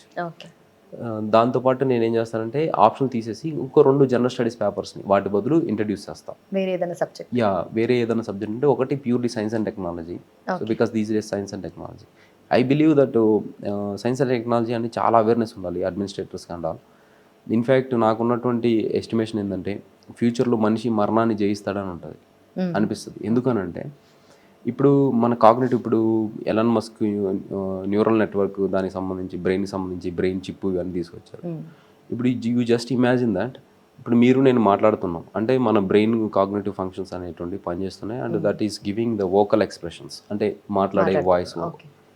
So ఇప్పుడు ఆర్టిఫిషియల్ ఇంటెలిజెన్స్ ఏదైతే ఉందో ఆ ఆర్టిఫిషియల్ ఇంటెలిజెన్స్ అనేటువంటిది ఆల్మోస్ట్ హ్యూమన్ లైక్ థింకింగ్ అనేటువంటి దాని కెపాసిటీకి రీచ్ అవుతుంది నియర్ ఫ్యూచర్. దాన్ని ఇప్పుడు ఏఐ అంటున్నారు, తర్వాత ఫ్యూచర్లో దాన్ని ఏజీఐ అంటారు, ఆర్టిఫిషియల్ జనరల్ ఇంటెలిజెన్స్. ఆ స్టేజ్కి వచ్చినప్పుడు ఏంటంటే ఇప్పుడు జస్ట్ సింపుల్గా ఒక చిప్ నా బ్రెయిన్లో పెట్టి నాకున్నటువంటి కాగ్నేటివ్ ఎబిలిటీస్, నాకున్నటువంటి మెమరీస్, సో నా బ్రెయిన్ ఇప్పటి వరకు అక్వైర్ చేసినటువంటి లాజిక్స్, రీజనింగ్స్ అండ్ ఎవ్రీ ఇన్ఫర్మేషన్ని ఎగ్జాక్ట్ ఒక చిప్లోకి కాపీ చేయగలిగారు అనుకోండి. కాపీ చేయగలిగినప్పుడు ఆల్రెడీ కంప్యూటర్స్ అనేటువంటి ఆర్టిఫిషియల్ జనరల్ ఇంటెలిజెన్స్ని ప్రాసెస్ చేసే స్టేజ్కి రీచ్ అవుతున్నాయి కదా. సో అప్పుడు మన ఆర్టిఫిషియల్ జనరల్ ఇంటెలిజెన్స్ కూడా కంప్యూటర్స్ ఆ చిప్ని బేస్ చేసుకొని ప్రాసెస్ చేయగలుగుతాయి. అది చేసిన తర్వాత అప్పుడు ఏమవుతుందంటే నేను వాటికి కనుక వోకల్ ఎక్స్ప్రెషన్ నా బ్రెయిన్ ఇచ్చేటువంటి న్యూరల్ సిగ్నల్స్ని వోకల్ ఎక్స్ప్రెషన్స్లోకి మార్చాను అనుకోండి, సేమ్గా ఆ కంప్యూటర్ అనేటువంటిది నా న్యూరల్ నెట్వర్క్ బేస్ చేసుకొని నా మెంటల్ క్యాలిబర్ అండ్ కాగ్నిటివ్ ఎబిలిటీస్ని బేస్ చేసుకొని ఎగ్జాక్ట్గా నన్ను రెప్లికేట్ చేస్తుంది. అంటే it is nothing but another computer having the name of Uday. So దాన్ని అటువంటి కంప్యూటర్ని గ్రాడ్యువల్గా సైజ్ తగ్గించేసి ఒక హ్యూమనాయిడ్ రోబోట్లో కనుక ఇన్వెస్ట్ చేసి సిమిలర్గా నాలాంటి రూపాన్ని కనుక ఇచ్చారనుకోండి, దెన్ ఐఎమ్ ఇన్విన్సిబుల్, ఇంకా సో ఇమ్మోర్టల్. ఇంకా అలా అయ్యేటువంటి స్టేజ్ అనేటువంటిది నియర్ ఫ్యూచర్లో జరుగుతుందని నా అభిప్రాయం. మీరు చెప్పిన ప్రాసెస్ చేసుకోవడానికి నాకు చాలా టైం పట్టేలా ఉంది. ఓకే, అండ్ ఆల్సో మీరు చెప్పినట్టుగా ఎగ్జామినేషన్ ప్యాటర్న్లో చేంజెస్ గురించి మాట్లాడుతున్నాం కదా, నెగిటివ్ మార్కింగ్ పెడతారా లేదా? ఖచ్చితంగా పెడతాను అండి, నెగిటివ్ మార్కింగ్ పెడతాను. అండ్ సైన్స్ అండ్ టెక్నాలజీ ఒక paper and economy and internal security, science and technology and internal security ఒక పేపర్ పెట్టాలి. తర్వాత ఎకానమీ ఎకానమీ ఒక పేపర్ పెట్టాలి. అండ్ ఐఆర్ అనే దానికి ఒక పేపర్, ఇంటర్నేషనల్ రిలేషన్స్కి. So since IFS officers also recruited through this process only కదా. సో అందువలన ఒక ఐఆర్ పేపరు అండ్ ఒక ఎకానమీ అండ్ ఆల్రెడీ ఉన్నటువంటి పేపర్ 3లో science and technology and internal security, disaster management అలాగే ఉంచి ఎక్స్ట్రా 2 పేపర్స్ని యాడ్ చేస్తాను. సో ది ఎంటైర్ అప్పుడు ఈక్వల్ బ్రీవ్ అనేటువంటిది మెయింటైన్ చేయగలం. వాట్స్ అ ఫెయిల్యూర్ ఆర్ లో point in your life that actually helped you in the exam? So మా నాన్నగారు చనిపోవటం, చనిపోయేటప్పుడు నాకు చెప్పినటువంటి ఒక మాట, ఇది ఈ ఎగ్జామ్ నేను క్రాక్ చేయడానికి నాకు బాగా ఇదైంది. సో పొన్నూరు అంటే నిడుబ్రోలు రైల్వే స్టేషన్లో మా నాన్నగారు నా చేతుల్లోనే చనిపోవడం జరిగింది. అది చనిపోయేటప్పుడు నాకు ఒక మాట చెప్పారు, సో నువ్వు ఏదైనా చేస్తావని నాకు కాన్ఫిడెన్స్ ఉందరా, కానీ చిన్నోడు అటు చేయడు, వాడు మాత్రం జాగ్రత్త అని చెప్పాను. అలా చెప్పినప్పుడు నాకు అదే మాట పదే ఎప్పుడైనా నేను ఈ ఎగ్జామ్ క్రాక్ చేస్తానా లేదా, లేకపోతే ఏంది దీని పరిస్థితి అన్నప్పుడు ఆయన అన్నమాట నాకు మైండ్లోకి వస్తుంది. So you can do it anything రా అని. అది అట్లా అనుకున్నప్పుడు ఏంటంటే ఆయనే డైరెక్ట్ నా ఎదురు వచ్చి అన్నారేమో అన్నంత ఎట్లా అనిపిస్తుంది అనమాట. సో అదైతే ఆ లోయెస్ట్ పాయింట్. సో యాక్చువల్లీ మా నాన్నగారు చనిపోయినప్పుడు నేను ఏడవలేదు, ప్లస్ మా అమ్మగారు కూడా నా ముందే చనిపోయారు. సో అంటే బేసిక్గా నేను దురదృష్టం అన్నాను. సో మా అమ్మగారు చనిపోయినప్పుడు నేను ఏడవలేదు, ఎందుకంటే అప్పుడు నాకు తెలియదు అంటే మరణం అంటే ఏంటిది, డెత్ అంటే ఏంటిది అనేది తెలియదు. ఆమె పెస్టిసైడ్ కన్జంప్షన్ అంటే తాగారు, ఇట్లా కడుపు ఇట్లా పట్టుకొని స్టమక్ దగ్గర పడిపోయారు అలా, అంటే ఏమవుతుంది అనేటువంటి నాకు తెలియదు. అంటే అంత టెండర్ ఏజ్ అనేటువంటి మరణం అనేటువంటి. తర్వాత నేను మా నాన్నగారు చనిపోయే టైంకి కాలేజీలో చాలా బాగా చాలా బుక్స్ చదువుకున్నాను, తర్వాత పార్ట్ టైం జాబ్స్ చేస్తున్నాను and have seen the worst phases of my life. అంటే పూరీలు ఉండేది మాకు. సో మా నాన్నగారు లారీ డ్రైవర్ చేసేటువంటి వాళ్ళు, మా నాయన కూరగాయలు అమ్మేవారు. సో అటువంటి అన్ని స్ట్రగుల్స్ పడి ఓకే మరణం అనేటువంటి ఒక పార్ట్ ఆఫ్ లైఫ్. అలా మా అమ్మగారు చనిపోయినప్పుడు ఏడవలేదు, కానీ మా నాన్నగారు చనిపోయినప్పుడు ఏడవలేదు. కానీ తర్వాత వాళ్ళు ఎప్పుడైనా గుర్తొస్తారు కదా, ఇప్పుడు ఖచ్చితంగా మా అమ్మగారు మా నాన్నగారు ఉంటే మాత్రం నేను 21-22 ఇయర్స్కే సివిల్స్ కొట్టేవాడిని, అది మాత్రం డ్యామ్ షూర్. ఎందుకంటే వాళ్ళు ఉంటే నేను కానిస్టేబుల్గా చేసేవాడిని కాదు, వాళ్ళు ఉంటే నేను సివిల్స్ సీక్రెట్గా ప్రిపేర్ అవ్వాల్సిన పని ఉండేది కాదు. సో వాళ్ళు ఉంటే ఖచ్చితంగా నన్ను మానిటర్ చేసేవాళ్ళు. సో ఇలా జరిగేది అనమాట. ఖచ్చితంగా వాళ్ళు ఆ సపోర్ట్ ఉంటే నేను ఖచ్చితంగా 21-22 ఇయర్స్కి క్రాక్ చేసేవాడిని. అలా మా నాన్నగారు ఆ వర్స్ట్ ఫేజ్ చూశాను, ఇంకేంటి చూడాల్సింది. సో అలా నాకు అనిపించింది అనమాట. సో ఆ లో పాయింట్ అనేటువంటిది నేను సివిల్స్లో రెసిలియన్స్ మెయింటైన్ చేయడం కోసం ఇంకెటువంటి ఫెయిల్యూర్ అయినా ఎంత మెంటల్ షార్ట్ మీకు ఎంతకు ముందు చెప్పాను. If you are preparing for civils, do prepare for mental breakdown and do prepare for humiliation, do prepare for self doubt, do prepare for criticism from the peer group or relatives, do prepare for the constraints, do prepare for the mental cognitive barriers, and do prepare for the investing lot of time, energy, and do prepare for ready to do the nishkam karma. So ila, so these are all things are very important. Okay. And సీక్రెట్గా prepare అవ్వడానికి అంటే నేను job resign చేసింది మా నాయనమ్మకి చెప్పలేదు. Okay. ఎందుకంటే ఆమె resign చేస్తే మళ్ళీ బాధపడుతుంది. సో అది నేను రిజైన్ చేసేసాను. అది మా మామయ్య గారికి మా ఫ్రెండ్ యోగి అని ఉన్నారు, వాళ్ళ ఒక్కరికే తెలుసు. అలా నేను రిజైన్ చేసిన విషయం చెప్పకుండా సో ఉన్నా అనమాట. జాబ్ వచ్చిన తర్వాత ఆమెకి చెప్పడం జరిగింది. మీ నాన్నమ్మతో మీకు మంచి బాండింగ్ ఉంది కదా అసలు? అవును, సో చాలా మంచి బాండింగ్. సో ఆమె ఏంటంటే మాకు మదర్ లేని లోటుని ఆమె తీర్చారు. So I'm very grateful to my grandmother. Okay. So that is the thing. Yes, finally మీరు అనుకున్న ఆ గోల్ రీచ్ అవుతున్నారు అండ్ ఐపీఎస్కి సెలెక్ట్ అయ్యారు. అండ్ ఆల్సో మీరు as a police servant, as a ఐపీఎస్గా ఉన్నప్పుడు what is the kind of change you want to bring అనేది ఇట్స్ అఫ్ కోర్స్ అంటే జనరలీ చాలా జనరలైజ్డ్ క్వశ్చన్ అయినప్పటికీ కూడా అఫ్ కోర్స్ మీరు ఏదో ఒక చేంజ్ అనేది మీ నుండి స్టార్ట్ అవుతుంది కదా. So what would that be? So I feel ఎక్కడి నుంచి స్టార్ట్ చేసుకుంది. I feel it is a very rare kind of opportunity that I am having. So entire nationలో నాకు తెలిసి I'm the second one from constable to IPS అవటం. అంటే very grass root level of hierarchy నుంచి and వాళ్ళకి boss unit officer అయ్యేటువంటి హైరార్కీకి reach అవటం అనేటువంటి. దానివల్ల నాకేంటంటే పోలీస్ సిస్టంలో ఉన్నటువంటి గ్రాస్ రూట్ లెవెల్ ప్రాబ్లమ్స్ తెలుసు, ద మిడ్ రేంజ్ ప్రాబ్లమ్స్ తెలుసు, అండ్ టాప్ హైరార్కీలో ఉన్నటువంటి ప్రాబ్లమ్స్ తెలుసు. సో నా పోలీస్ మిత్రులు కానిస్టేబుల్స్ ఎవరైతే ఉంటారో వాళ్ళకి చాలా వర్క్ ప్రెషర్ ఉంటుంది and they are the one who has to face the appreciation and criticism at the ground. So police వాళ్ళని ఇప్పుడు కానిస్టేబుల్ని దారిలో చూస్తే సో ఫస్ట్ భయపడతారు, కొంచెం దూరం వెళ్ళిన తర్వాత చూడరా ఈడు అట్టా ఇట్టా అని క్రిటిసైజ్ చేస్తారు. సో అంటే అదొక నెగిటివ్ ఇమేజ్ ఒకటి. దాంతోపాటు వాళ్ళు వర్క్ ప్రెషర్ ఫీల్ అవుతారు, వాళ్ళకి సెలవులు ఉండవండి అసలు. సో ఆ సండే ఉండదు, మండే ఉండదు, పండగ ఉండదు. పండగప్పుడు అందరూ ఇంట్లో ఉండి హ్యాపీగా ఉంటాయి. సో ఇటువంటి ప్రాబ్లమ్స్ అన్నీ ఏవైతే ఉన్నాయో ది ఎఫిషియంట్ మేనేజ్మెంట్ సిస్టమ్ దాన్ని తీసుకొని వచ్చి ది గ్రాస్ రూట్ లెవెల్లో ఉన్నటువంటి సిబ్బంది ఎటువంటి ప్రాబ్లమ్స్ ఫేస్ చేస్తున్నారు, అట్లీస్ట్ వీక్లీ 1 ఆఫ్ కూడా ఉండదు వాళ్ళకి. సో అటువంటి వీక్లీ ఆఫ్లు, వాళ్ళకు ఉన్నటువంటి చిన్న చిన్న కన్స్ట్రెయిన్స్, సో టీఏ బిల్లులు. సో అండ్ ఇంకొకటి ఏంటంటే వాళ్ళు డైరెక్ట్గా ఇప్పుడు బీయింగ్ ఏ యూనిట్ ఆఫీసర్గా వాళ్ళు డైరెక్ట్గా నాకు ఏదైనా వాళ్ళ సమస్యను చెప్పుకునే స్ట్రీమ్ లైన్ చేస్తాను. సో నేను ఏదైతే ఫేస్ చేశానో డైరెక్ట్ యూనిట్ ఆఫీసర్ దగ్గరికి అలాంటి మధ్యలో దేవుడు వరం ఇచ్చాడు కానీ పూజారి అడ్డుకున్నాడు అన్నట్టు. సో అటువంటి మధ్యలో మిడిల్ కన్స్టెన్స్ అయితే ఏమీ పెట్టను. తర్వాత వాళ్ళ హెల్త్ ఆస్పెక్ట్లో ఏదంటే వాటిని చేయగలుగుతాను. అండ్ పోలీస్ ఇమేజ్ బిల్డింగ్ అనేటువంటి దాన్ని కూడా నేను అడ్రస్ చేస్తాను. సో ఇలా ఇన్నోవేటివ్గా ఇనిషియేటివ్స్ని తీసుకొస్తానండి. So that is the thing. And also most interesting thing మీ గురించి విన్నది, ఇప్పుడు అంబులెన్స్ 108 ఉంది, అలాగే సేమ్ యానిమల్స్కి కూడా తీసుకురావాలి. అవును, ఖచ్చితంగా తీసుకొస్తానండి. It is in stream line, almost start అవుతుంది ఒక పైలట్ ప్రాజెక్ట్గా. సో దానికోసంగా నేను చాలా వర్కౌట్ చేశాను. ఒక యాప్ని, దాన్ని ఎట్లా అంటే ఒక యాప్ని బిల్డ్ చేస్తాను. సో ఇప్పుడు మనకి స్విగ్గీ, జొమాటో ఎలా ఉన్నాయో, ఓలా, ఊబర్ ఎలా ఉన్నాయో, సో మనం బుక్ చేస్తే యాప్లో ఫుడ్ రావడం కానీ లేకుంటే క్యాబ్ రావడం కానీ జరుగుతుంది. సో మనకి ఎలా అంటే బేసికలీ చాలామందికి యానిమల్స్ అంటే ప్రేమ ఉంటుంది, కానీ వాళ్ళు ఏం చేయాలి, ఎలా చేయాలి అనేటువంటిది తెలియదు. And they are ready to donate money also. అయితే ఇప్పుడు ఇప్పుడు మీరు ఒక అర్జెంట్గా ఒక ఇంటర్వ్యూ తీసుకోవడానికి వెళ్తున్నారు అండ్ దారిలో ఏదన్నా ఒక జంతువుకి ఇబ్బంది అయింది. సో ఇబ్బంది అయినప్పుడు మీరేం చేస్తారు, మీరేం చేయాలి, దాన్ని పట్టుకొని నియర్ బై హాస్పిటల్కి తీసుకెళ్ళటమా లేకపోతే మీరే అక్కడ ఫస్ట్ ఎయిడ్ చేయటమా, ఇవన్నీ చెయ్యాలి మీరు. కానీ మీకు చేసే టైం ఉండదు. ఇంకోటి ఏంటి, మీకు ఆ టెక్నికల్ ఎక్స్పర్టీస్ కూడా ఉండదు, చేయాలని ఉంటుంది కానీ ఏం చేయాలో తెలియదు. ఇప్పుడు బేసిక్గా ఏం చేస్తారంటే ఒక యాక్సిడెంట్ అయిందో లేకపోతే ఏదన్నా డాగ్కో లేకపోతే ఇంకొక యానిమల్కి ఏదన్నా అయితే ఫస్ట్ మన వాళ్ళు చేసేదంటే నీళ్ళు పోస్తారు దానికి.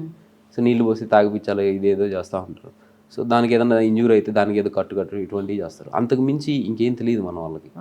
సో నేను చేసేటువంటి యాప్లో ఏంటంటే దాంట్లో యానిమల్ వాలంటీర్స్ ఎవరైతే ఉంటారో యానిమల్ హెల్ప్ చేయాలనేటువంటి వాలంటీర్స్ అందరూ రిజిస్టర్ అవ్వచ్చు. రిజిస్టర్ అయిన తర్వాత సో మీరు వెళ్తా ఉన్నారు దారిలో ఒక యానిమల్కి ఏదైనా ఇబ్బంది అయింది, మీకు టైం లేదు కాబట్టి మీరు ఫోటో తీసి ఆ జీపీఎస్ కోఆర్డినేట్స్ని అక్కడ అప్లోడ్ చేసి ఎమర్జెన్సీ రిక్వైర్డ్ అని చెప్పేస్తే దగ్గరలో ఎవరైతే యానిమల్ వాలంటీర్స్ ఉంటారో సో వాళ్ళకి సంబడి లీవ్లో ఉండొచ్చు, వాళ్ళు ఎక్స్పర్టీస్ ఉండొచ్చు, సో వాళ్ళు అప్రోచ్ అవుతారు. అక్కడికి అప్రోచ్ అయ్యి దానికి హెల్ప్ చేస్తారు. దాన్ని తీసుకొని మళ్ళీ ఎక్కడికి వెళ్ళాలో తెలియదు. సో నేను ఇవన్నీ ఫేస్ చేశాను ఫేస్ చేసా ముందుగానే చెప్తాను. సో ఎక్కడికి వెళ్ళాలో తెలియదు. నియర్ బై యానిమల్కి రెస్క్యూ చేసేదానికి ట్రీట్మెంట్ ఇచ్చేటువంటి వెటనరీ క్లినిక్స్ ఏ ఉన్నాయో ఆ అడ్రస్ వస్తుంది ఆటోమేటిక్గా ఎక్కడికి తీసుకెళ్ళాలి. అండ్ బేస్డ్ ఆన్ మోస్ట్లీ ఏమైతే యాక్సిడెంట్స్ అవుతాయి మోస్ట్లీ. సో ఆ యాక్సిడెంట్ అప్పుడు ఎటువంటి ఫస్ట్ ఎయిడ్ చేయాలనేటువంటి ప్రికాషన్స్ కూడా మనం చెప్పడం అనేటువంటి జరుగుతుంది. ఇలా ఈ కనెక్టివిటీని నేను ఎస్టాబ్లిష్ చేస్తా త్రూ దీని ద్వారా. నెక్స్ట్ స్టేజ్ ఏంటంటే కార్పొరేట్ సోషల్ రెస్పాన్సిబిలిటీ ఫండ్స్ ఉంది, వాటిని మొబిలైజ్ చేసుకొని అండ్ యానిమల్ వెల్ఫేర్ కోసంగా పబ్లిక్ ఎవరైతే రెడీ టు డొనేట్ ఉంటారో మీరుంటారు ఒక 100 రూపీస్ కూడా డొనేట్ చేయగలుగుతారు. అట్లా చిన్న ఇనిషియేటివ్స్ తీసుకొని ఒక జాగ్రఫికల్ రీజన్కి ఒక అంబులెన్స్. బేసికల్గా హ్యూమన్స్కి ఎమర్జెన్సీ అనేటువంటిది ఫ్రీక్వెన్సీ ఎక్కువ ఉంటుంది, జంతువుల ఎమర్జెన్సీ ఫ్రీక్వెన్సీ తక్కువ ఉంటుంది. సో ఇప్పుడు హ్యూమన్స్ ఎమర్జెన్సీ అనేటువంటిది ఒక 10 కిలోమీటర్ రేడియస్లో ఒక అంబులెన్స్ సరిపోయింది అనుకోండి. అదే యానిమల్స్ రెస్క్యూ చేయాలి వాటికి చేయాలనుకున్నప్పుడు we can go for 20 kilometre రేడియస్లో ఒక అంబులెన్స్ సరిపోతుంది. సో అలా కార్పొరేట్ సోషల్ రెస్పాన్సిబిలిటీని వాటిని తీసుకొని మనం ఆ అంబులెన్సెస్ అనేటువంటి వాటిని బిల్డ్ చేయడం అనేటువంటి జరుగుతుంది. ఈ మొత్తం ప్రాజెక్టు పైలట్ ప్రాజెక్ట్గా చేసి దాన్ని నేను రిపోర్ట్ అనేటువంటిది సెంట్రల్ గవర్నమెంట్కి అండ్ రెస్పెక్టివ్ స్టేట్ గవర్నమెంట్స్కి షేర్ చేస్తాను. సో దాని ద్వారా వాళ్ళని కూడా ఇండ్యూస్ చేస్తాను. అంటే తక్కువ ఇన్వెస్ట్మెంట్, దానివల్ల చాలా బెనిఫిట్స్ ఉన్నాయండి. మనకేమనిపిస్తుంది అంటే యానిమల్సే కదా అని. ఇప్పుడు యానిమల్స్ని కేర్ తీసుకుంటే వాటికి ర్యాబీస్ ఇటువంటి రాకుండా అంటే జెనెటిక్ డిసీజెస్ రావు. సో దాన్ని ఒక కాన్స్టిట్యూషనల్ ఆబ్లిగేషన్, దాన్ని మనం సర్వ్ చేస్తాము. తర్వాత మనం ఈ భూమి అనేటువంటిది అందరిది, మన ఒక్కరిదే కాదు. బట్ మనం ఎలా బతుకుతాం అంటే మానవులు ఒక్కరిదే అన్నట్టు బతుకుతున్నాం. సో ఇలా ఎకో సిస్టమ్ కన్జర్వేషన్ అనేటువంటి జరుగుతుంది. సో ఇది ఫుడ్ చైన్, ఫుడ్ సైకిల్ అనేటువంటి వాటిలో.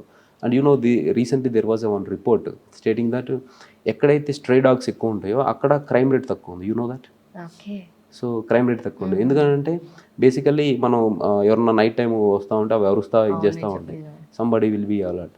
సో ఇలా many things the multifaceted impact అనేటువంటిది ఉంటుంది అనమాట. సో అది మన కాన్స్టిట్యూషన్లో కూడా ఫండమెంటల్ డ్యూటీస్లో కూడా ఉంది యానిమల్స్ని మనం చేయాలని. బేసిక్గా మన constitutional responsibility of every citizen it is. So ఇవన్నీ కలిపి నేను ఇలా యాప్ని ఇంప్రూవ్ చేసి అంబులెన్స్ సిస్టమ్ని స్ట్రీమ్లైన్ చేయాలనుకుంటున్నాను. బట్ నిజంగా సచ్ అ గ్రేట్ ఇనిషియేటివ్ అది. అండ్ మీరు డీటెయిల్ అప్లికేషన్ ఫామ్లో ఇది రాసారు, ఇంక్లూడ్ చేశారు? రాశానండి. నేను animal rehabilitation and rescue system అనేటువంటి దాన్ని ఇంప్రూవ్ చేస్తున్నాను అని చెప్పి రాయటం. ఇంకా ఒక ఇనిషియేటివ్స్ కూడా ఉన్నాయి డాఫ్లో. అండ్ హాస్పిటల్స్ ఉన్నాయి కదా, గవర్నమెంట్ హాస్పిటల్స్ మీరు అబ్జర్వ్ చేయండి. గవర్నమెంట్ హాస్పిటల్స్ అండ్ ప్రైవేట్ హాస్పిటల్ని ఒకే రోజు విజిట్ చేయండి మీరు. సో ప్రైవేట్ హాస్పిటల్స్ని చాలా బాగా మెయింటైన్ చేస్తారు, సో చాలా క్లీన్గా ఉంటుంది, ఆర్గనైజ్డ్గా ఉంటుంది. అండ్ బట్ వాళ్ళ శాలరీస్ చాలా తక్కువ ఉంటాయి compare to government. But private government హాస్పిటల్స్లో ఈ స్టాఫ్ నర్సులకి 70,000 అట్లా ఉంటుంది. సో వాళ్ళు శాలరీస్ ఎక్కువ ఉంటాయి, సూపర్వైజర్ అండ్ మ్యాన్ పవర్ ఉంటుంది, అండ్ రిసోర్సెస్ అండ్ ఆల్ వాటిని కూడా మీకు వాళ్ళకి ఇవ్వడం జరుగుతుంది. కానీ అక్కడ మెయింటెనెన్స్ ప్రాపర్గా ఉండదు. సో ఎందుకు ఉండదంటే everybody feels that it is not my hospital, so it is public hospital. So అందువల్ల దాని మెయింటెనెన్స్ అనేటువంటి ఉండదు. ప్రైవేట్ హాస్పిటల్ ఏంటంటే ఎవ్రీ ఫ్లోర్కి ఒక మేనేజర్ ఉంటారు అండ్ ఎవ్రీ డిపార్ట్మెంట్ క్లీన్ చేయకపోతే ఖచ్చితంగా వాళ్ళ మీద యాక్షన్స్ ఉంటాయి. ఇలా హాస్పిటల్స్ని ప్రాపర్ మెయింటైన్ చేయరు అనమాట.